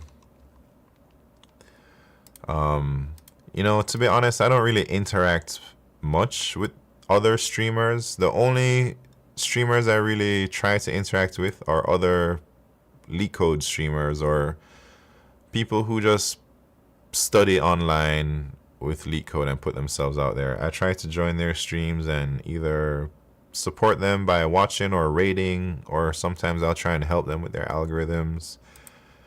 But for some random guy streaming, talking about stuff and sharing opinions or doing like even, game dev or building stuff, I don't watch it. I don't really know anything about collaborating on Twitch, man. Can you list your other leak code resources or something very useful that you vaguely remember? There's a competitive programmer's handbook. That's really useful if you want to get serious.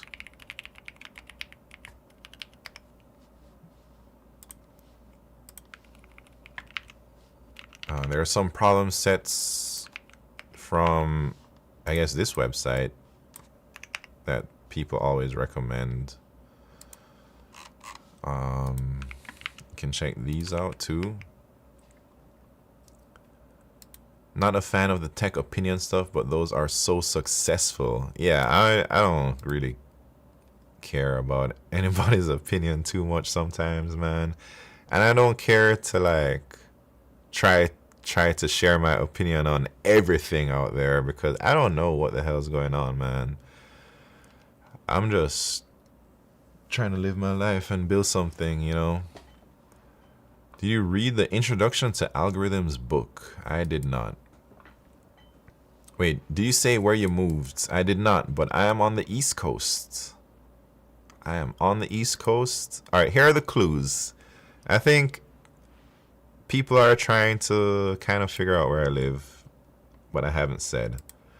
But there have been some clues. We know that I have to shovel snow sometimes. I think eventually you guys are gonna find out where I'm living, man. It's only a matter of time. But I'm not gonna tell you. You guys are gonna have to figure it out on your own. Do you have like a screen filter? Those pages look super bright on my monitor. My bad. I don't mean to flashbang you. It's not midnight, man. I think I know. If you know, man, you can't say it. Just keep it to yourself. I think I gave you some hints, so. All right. What was I doing? Asia? Hey, I'm on the East Coast. I'll tell you that much. And I will not be commenting on, like, confirming nor denying anything from now on.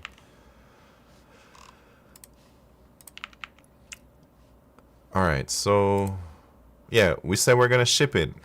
Alright. Oh, wait, I have to talk to it. Alright, create the PR or whatever. Upload the branch, create the PR.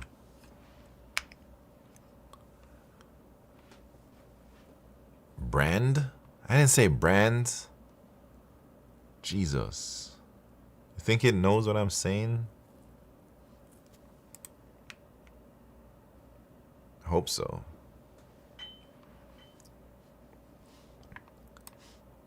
Hey, I'm not gonna lie though. I was trying to move to Japan. After leaving New York, I was really seriously trying to move and take my family to Japan.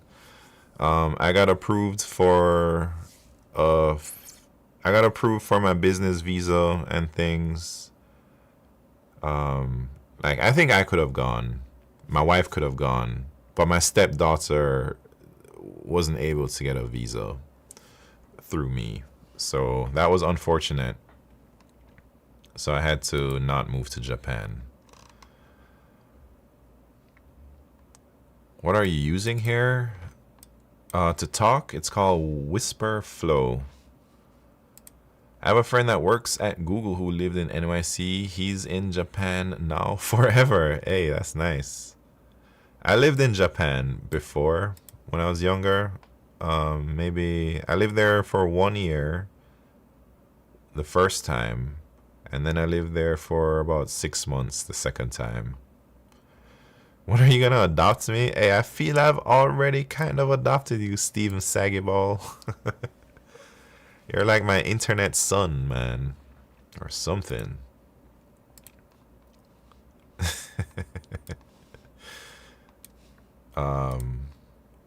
Anyways.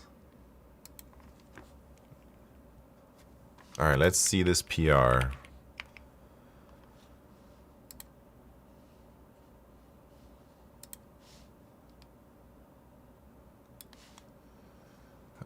My first web dev job ever. I got a chance to live in Scotland for a few months. Ballin'.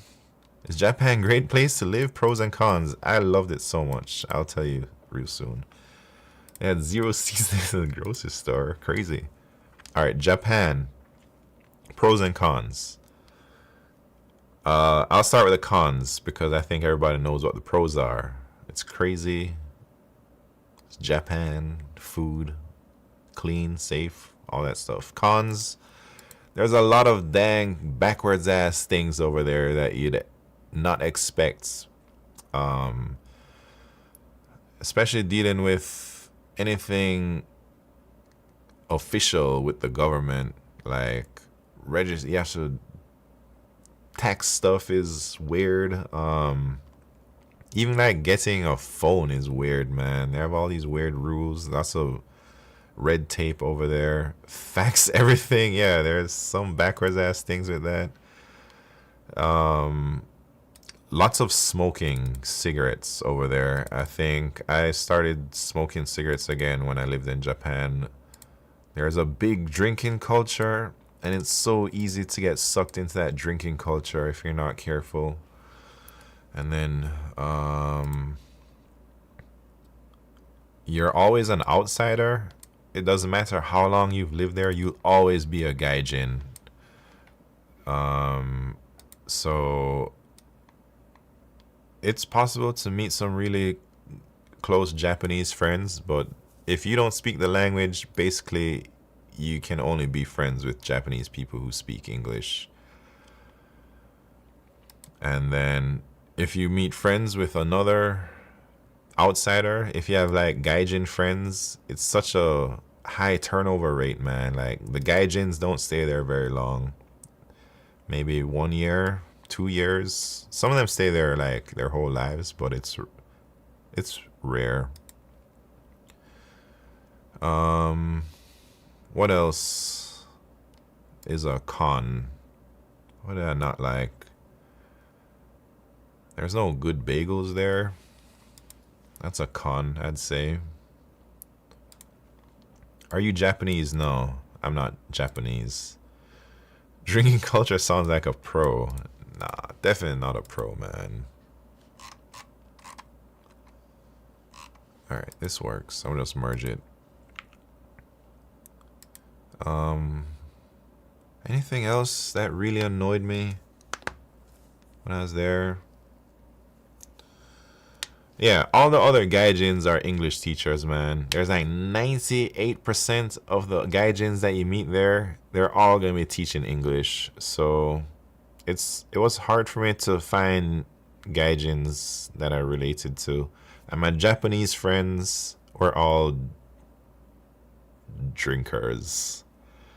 They all worked in bars. But I lived in Osaka, and I don't know if Osaka has like a nightlife vibe to the city. but that's the life I ended up in. I lived in Juso in Osaka the first time. I'll show you exactly where I lived, man. So Juso is in the north side of town. At one point, people said it was the most dangerous place in Japan. It was like the hood. But it wasn't anything hoodie. Like, the most dangerous place in Japan is real chill compared to other places. I wish I could take you on the streets. I could, but I don't want to. Maybe I'll just do it. I'll show you exactly. I used to go to this Don Quixote a lot. I lived right here.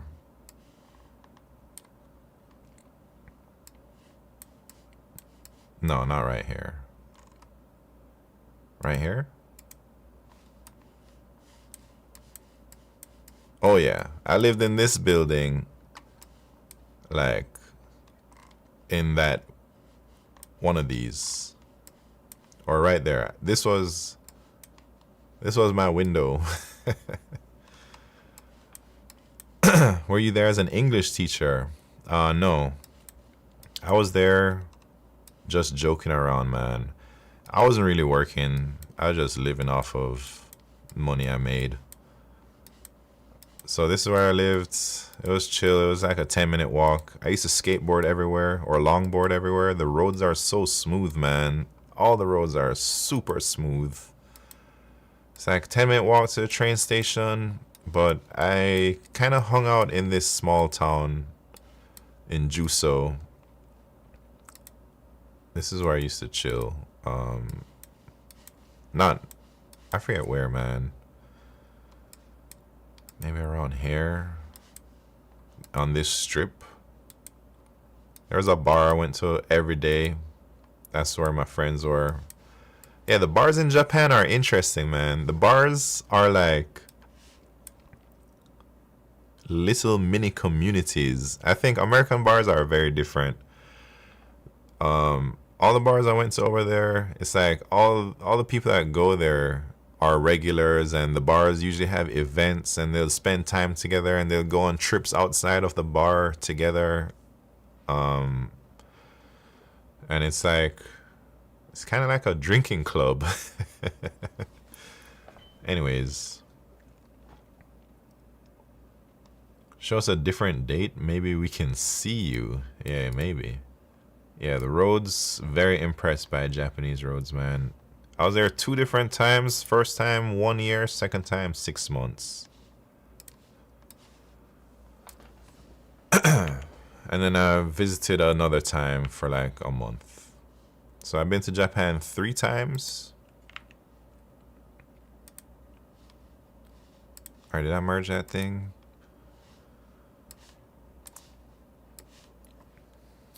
When you were in Google and when you were in Japan, what % of people were Chinese or Indian at your work? Are they really bright? Wait, when I was in Japan, what % of people were Chinese or Indian? There was a lot of Chinese tourists in Osaka. And there are a lot of Indian people living in Osaka.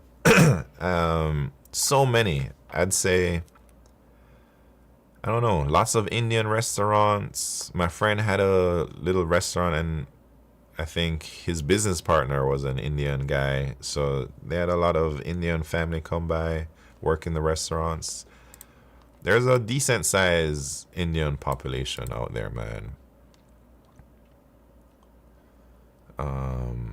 My wife and I plan to go to Japan next year as well. Bumping. You're gonna have a great time. There's a lot of Indian people everywhere, to be honest. Yeah. Well, you wouldn't think that they're in Japan like that, man, but they are. Like, move there, set up. There's lots of Indian restaurants. I'd say some of the best Indian food I've ever had was in Japan. And I guess that's because it's a lot closer to India or something. Was the question lost by the PR, or did you manually delete it on the website? No, I marked it as red. I don't want to show on my screen because I don't want to dox Harry, you know. Oh, Harry has his email up there. I'll send Harry an email to see what he can do, maybe. $240 a month, bro. That's what he said.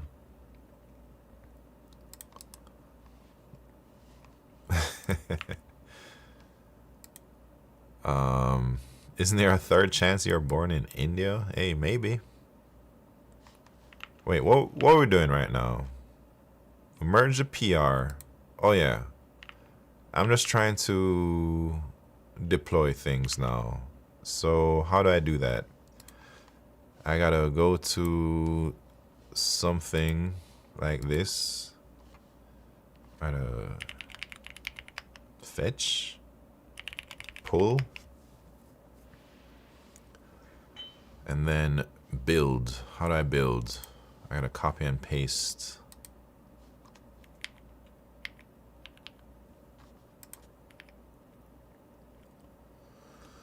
Building the new image, and we're gonna deploy it, man. And then we're gonna start working on a few other issues. What is the AI tool that you use right now? Copilot agents, haven't seen it before. It's called Claude Code. That's what I'm using. I think Claude Code is probably the top coding LLM tool right now in the industry, mainly because of Opus and Sonnet. I don't know. Claude Code seems to just be bumping, man. Anthropic is bumping. All right, what are we doing? I gotta push this. Uh-oh. What do you mean no matching resources found? What does that mean, man? How come I can't push it no more? Did I break something?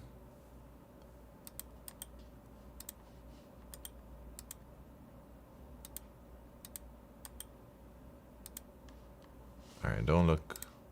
Nobody look. I gotta enter my secret passwords, man. But I don't remember my password.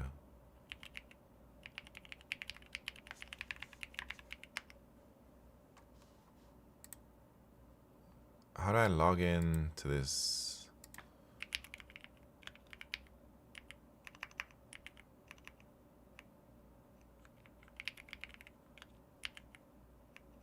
How do you... How do I authenticate? Docker auth? Who knows, man?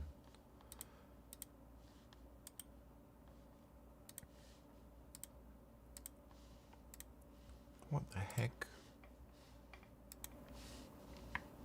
I gotta ask the AI. How do I...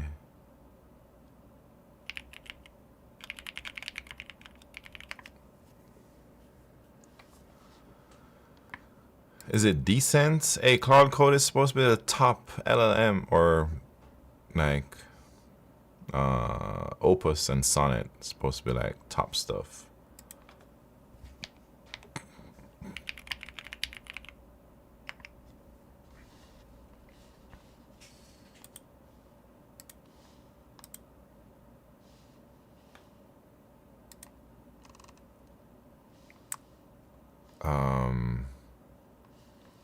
The Bruce sales, what's happening? What are you doing, bro? I'm working on my website and trying to push my thing to Docker, but what's happening, man?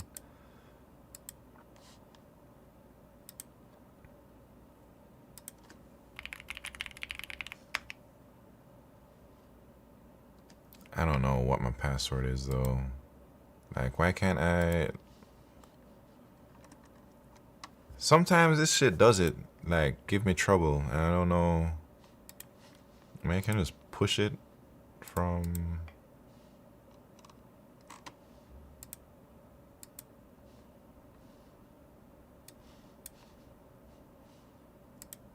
Docker. Yeah.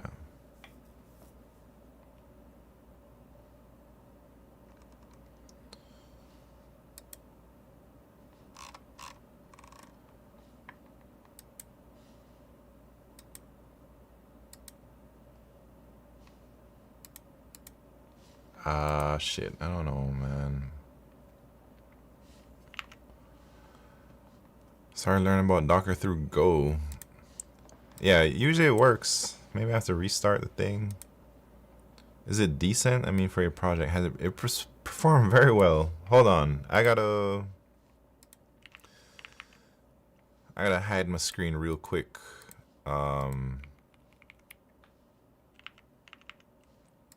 gonna start VS Code over again. Sometimes that's what it takes.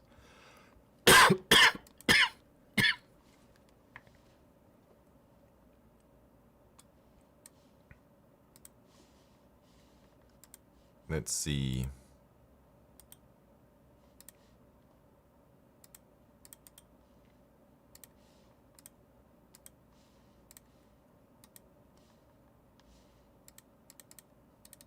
Maybe I should just figure out what the hell my password is, man.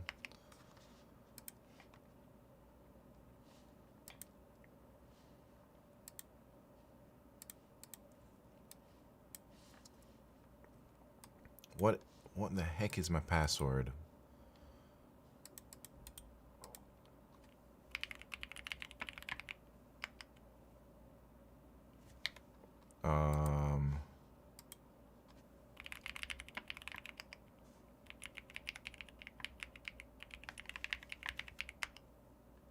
Oh yeah.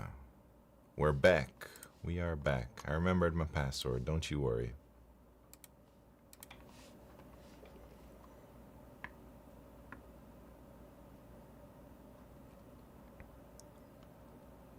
Would be better to default this black screen to your webcam view. But I don't want you to see my screen at all, you know? I don't want to see anything, but it's all good now. It's just temporary.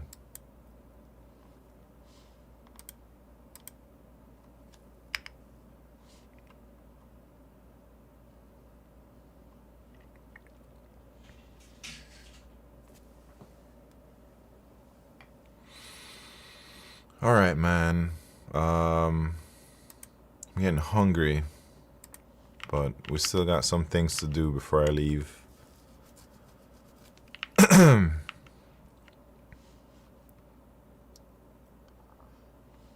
Gopher Tech, what's happening? Time to add a plant cam for secure moments. Hey, I'm working on that. I just don't have any more cameras, man. I've got too many cameras. Okay, so let's deploy the new React router, whatever.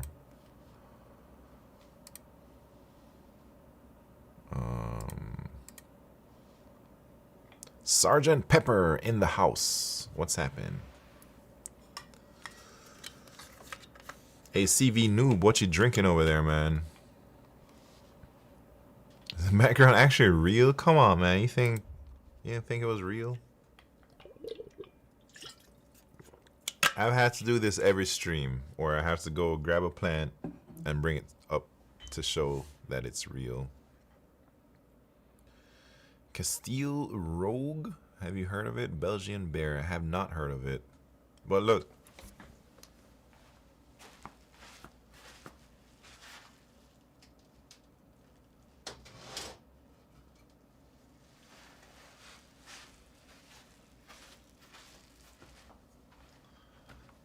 Look at my little plants, man. It's got some tiny flowers on it. I don't even know what the hell kind of plant this is. It looks kind of weird in some parts, but there you go.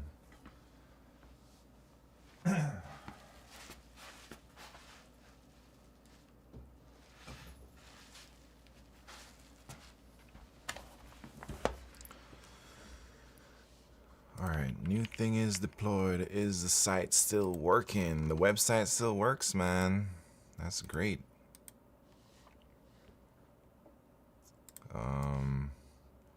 You inspire me to vibe code a solution to a problem I was trying to fix at work. Now I'm suffering the pain trying to clean up this code.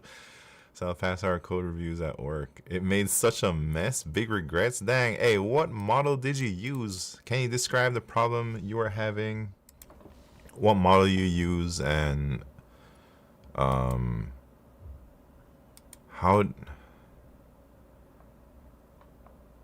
did it mess things up? You just pushed it to like the main branch or something? Did he like check out a new branch or like isolate the change or I guess I don't know. I'm sorry that happened. I have my really small little garden as well. Nothing compared to what you have though. Huge respect for that. Much love. Hey, it's just I only got like a few plants. It ain't that crazy. It is that crazy because you're only seeing a portion of it, man. I wish you guys want to see. Hey, let me show you. I'm about to go and take a picture what's behind this wall and then I'll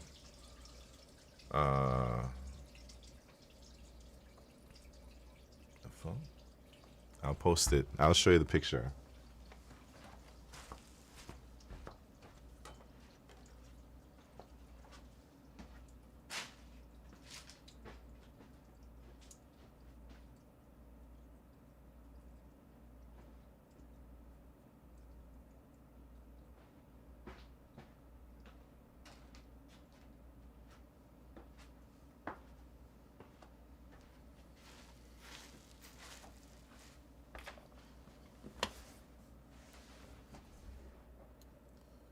You guys ready? Alright, I'll show some older pictures too.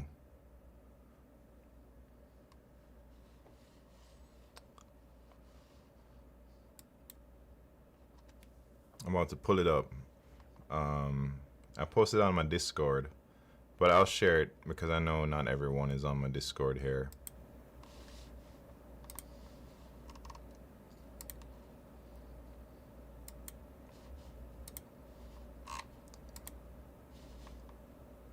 How do I...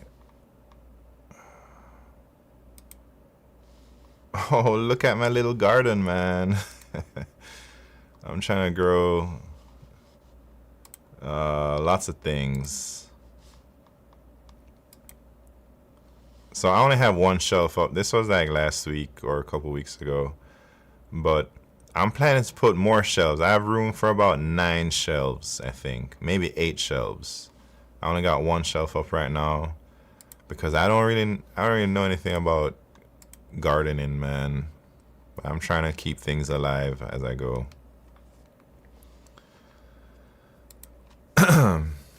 So that's what's going on behind my wall here, man. It's like I'm trying to build a little greenhouse.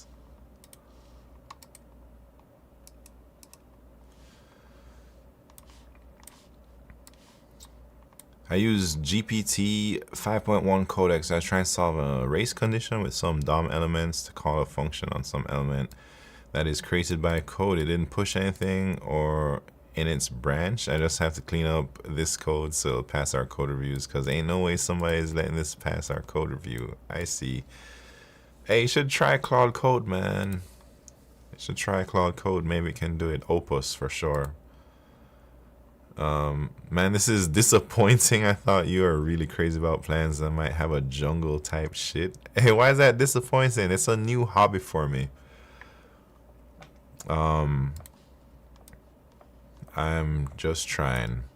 I also have 24 seeds planted in similar little pods. I got some weird trees like sequoia. It's crazy. Work pays for a Claude account too. I need to get my account for that. Yeah, they say easy. Claude is the best, man. So I'm sorry to disappoint you, but I am not a gardening expert yet. But just like anything else, I think if I just keep trying and keep, you know, improving, one day I'll be there. My mom is actually a well-known orchid lady in Jamaica. She's like a top orchid lady. They call her the Orchid Queen. And her garden is like a tourist attraction. Anyways, I guess that makes me the Orchid Prince. But I don't know anything about that stuff, so I'm trying to learn. I'm trying to live up to what is expected of me, you know. It's a great and soothing hobby, to be honest. Watching a tree grow, watering it daily, helps with anger issues. Yeah, I don't know. I don't water it daily because I'd kill them. But I water them like once whenever they're thirsty, like once a week or something. Damn, what's happened? Oh, Brent Arata, how you doing? You know who to ask for tips for gardening? Who? My mama? Do you have orchids as well? I have like 5. I do not have any orchids right now. But I plan to get some one day.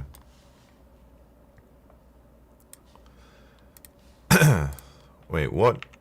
Alright, should I even start a new issue here? Or should we just wind down for lunch? You know? Let's see. Let me look at my issues. Oh, Jesus. How can I link this to this? Can I do that? Close the issue.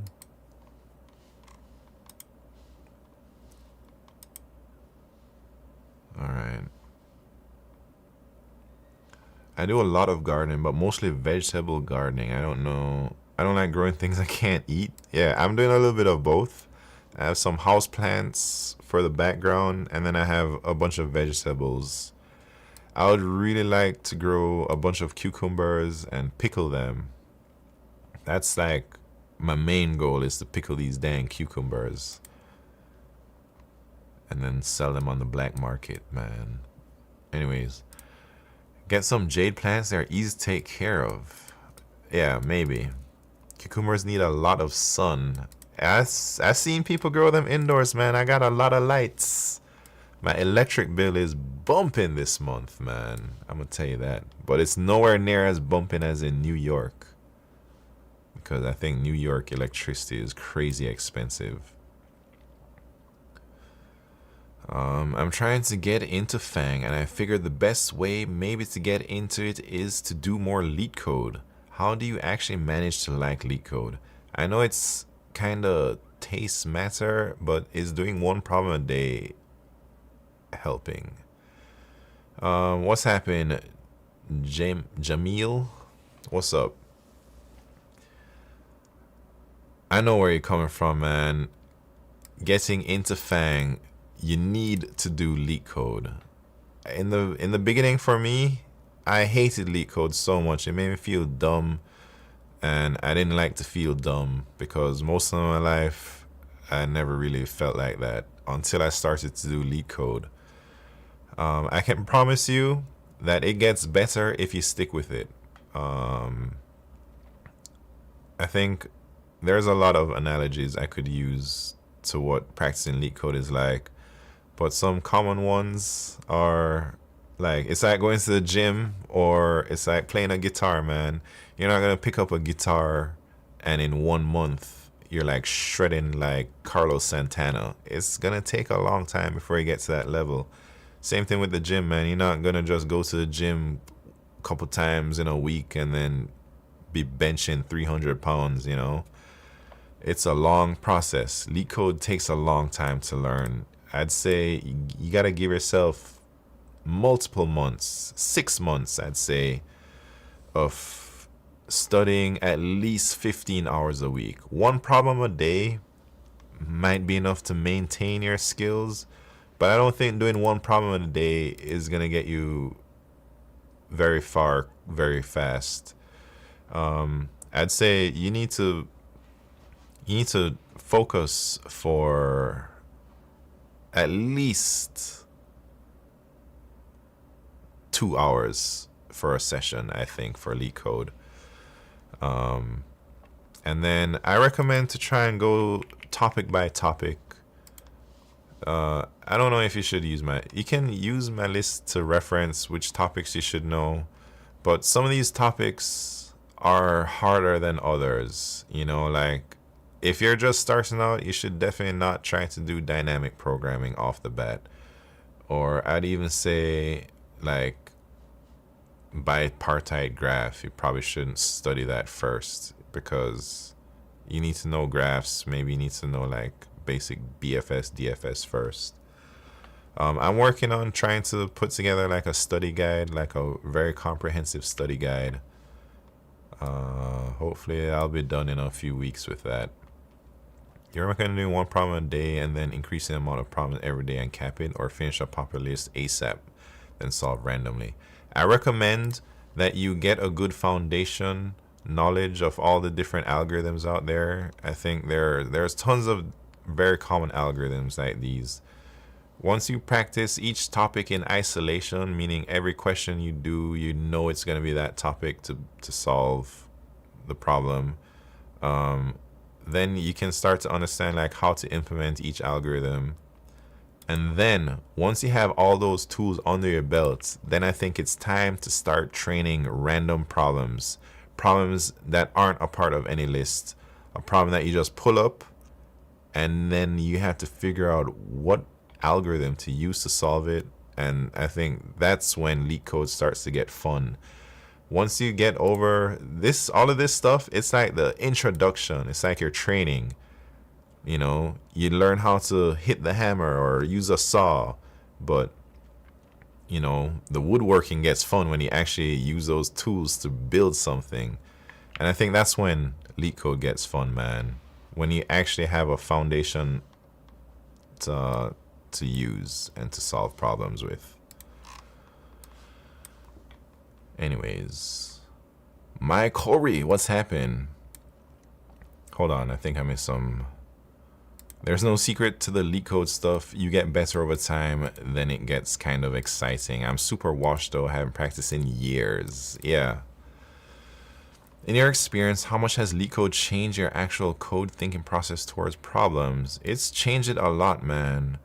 I'm always thinking about how to optimize things, and I think I've done quite a bit of optimizing some of my solutions when they're on the borderline of passing.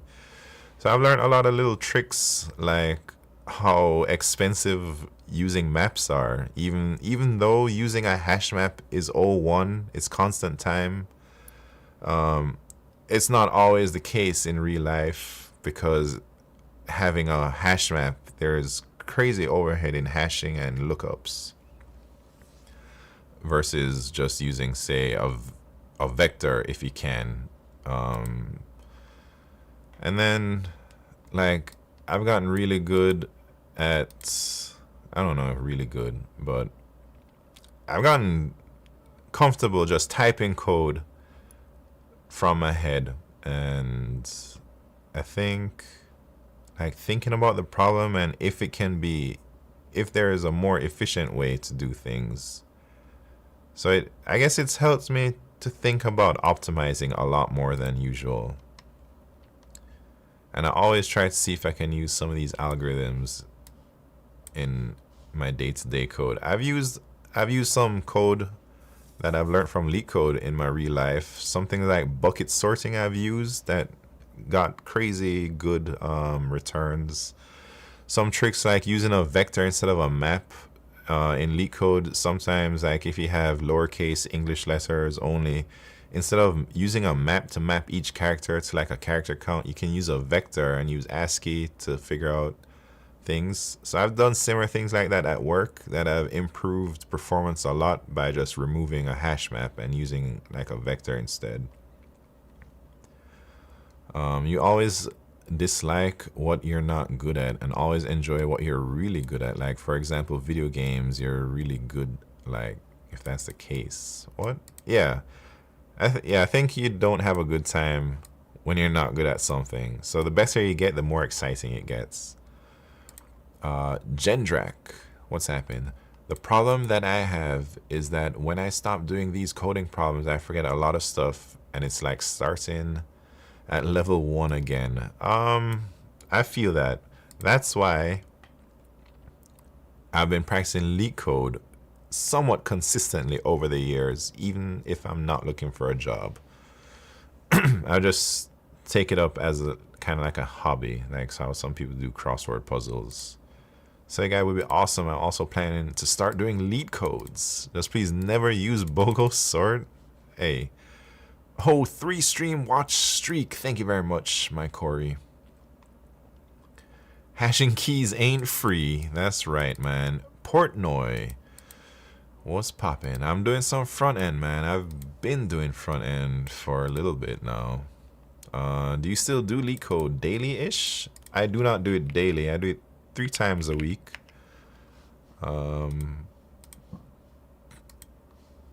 So, and then I took a break during this time. I quit my job. Well, I let my manager and everybody know I'm quitting around May, June. I officially got accepted to the layoff program in August. And then I officially got laid off, voluntary laid off in November. And then I moved end of November from New York and I arrived at my new place in beginning of December. And here we are in January. Stream is back up and I'm starting leak code again. Well, look at the time, man. It's almost lunchtime. So I'm gonna go eat lunch and then I'll get back to work. But I don't stream, so here's my schedule, man. I try and hit 10 a.m. to 1 p.m. on stream, vibe coding, chatting, whatever. And then I take a break, eat some food, smoke some marijuana. And then I get back into another 3-hour session from 3 p.m. to 6 p.m. But I don't stream that. I just do it offline and I try and make some progress with whatever I'm doing. I try and organize myself during this time, like find new issues I want to work on. Maybe I work on other projects that I'm not ready to share openly yet. And then after 6 p.m., I'm chilling on the job. Yeah. So I try to pace myself. I don't want to burn out because I plan to do this routine for the next 2 years. And I want to see what I could build in 2 years if I just follow this routine. 6 hours a day, 5 days a week, working on something. All right, minimum 6 hours for 5 days a week. I'll go over sometimes, but I'm not trying to like push it too hard and burn out, you know. I've always done that when I was younger. I'd be like really excited to build something, and then I'm like, yeah, I'm gonna go super hard. I'm gonna turn my phone off. I'm gonna start working, and don't bother me. And I'll just go day and night for like weeks and weeks and weeks, all day, all night. Every waking hour, I'll be working on it. But then, 2 months later, 6 weeks later, I'm like, man, I'm tired of this shit, man. And I just kind of stop, and then I never start back. So a few years ago, I tried something different. When I first started to stream, instead of going hard every single day to max capacity, I limit myself. I did this with my initial leak code training. I limit myself to 6 hours a day of studying, like hardcore studying, and then I take the rest of the day to chill and do whatever I want without feeling guilty. And by doing that, I was able to go continuously for 5 months straight, and I still had room to go longer, I think. And I was doing it every single day, no days off for 5 months. And I've never been able to do anything close to that. Before, I'd say 2 months was the max I'd be able to go hard before I'd like start to lose focus. So now I'm trying this again, but with a few changes. Like, I'm not studying leak code or anything anymore, but I'm trying to build something useful. And instead of going every single day, 6 hours a day, I'm doing 5 days a week, 6 hours minimum a day, but no more than 9 hours. And then I'm going to do this for about 4 or 5 months. And at the end, I'm going to take an extended break, like a month, and come back and do it again. And I'm trying to do this for 2 years. This is like a big experiment. And I guess this is just the beginning. So this little website and stuff, this is really just the beginning of, of everything that I want to do. So hopefully it goes well, man. And I'm really excited to see what some like working for yourself and being consistent and just doing a little bit every day, how far it takes me. Anyways, I think I'm happy with the progress I've been making this week. I guess it's only been 4 days this week, and I've done a lot. I've done a lot more than I thought. So I can't wait for next week, man, and the week after. Do you try to quit Mary Jane? Yeah, I've tried to quit a few times, man. I'm trying to like not do it as much. But I think I don't want to quit because I enjoy it, but I do want to quit because I know it's unhealthy. So instead I just try to limit myself. All right, I gotta go. So let's go raid somebody. Who gonna raid? You wanna raid Vibe Coders? You wanna raid whoever? Nirvana guy with guitars in the back.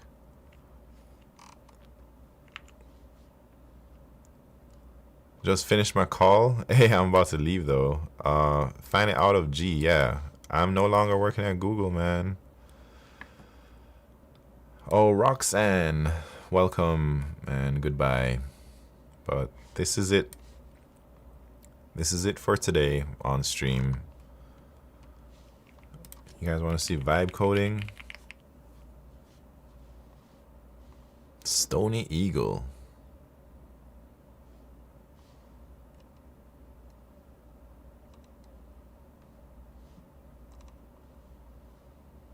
I don't know, man. Avocado Violet. Sure. She's like a leak code person.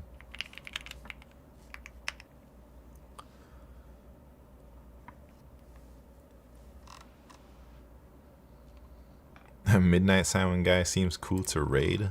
Yeah, raid myself.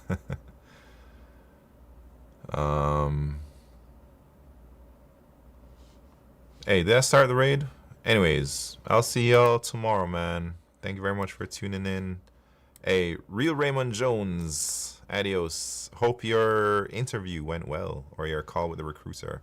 De Jesus. Have a good night or good day. Thank you very much. What time? 10 a.m. Eastern time tomorrow. 10 a.m. Eastern time every weekday. That's when I begin my vibe coding web dev stream. CV Noob.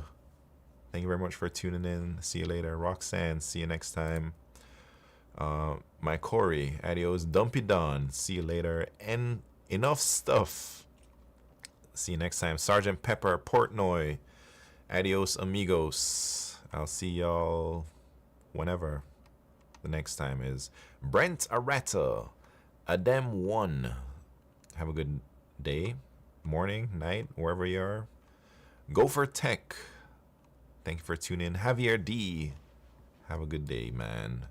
And I'm going to go eat lunch and chill with Mary Jane and my wife. Bye.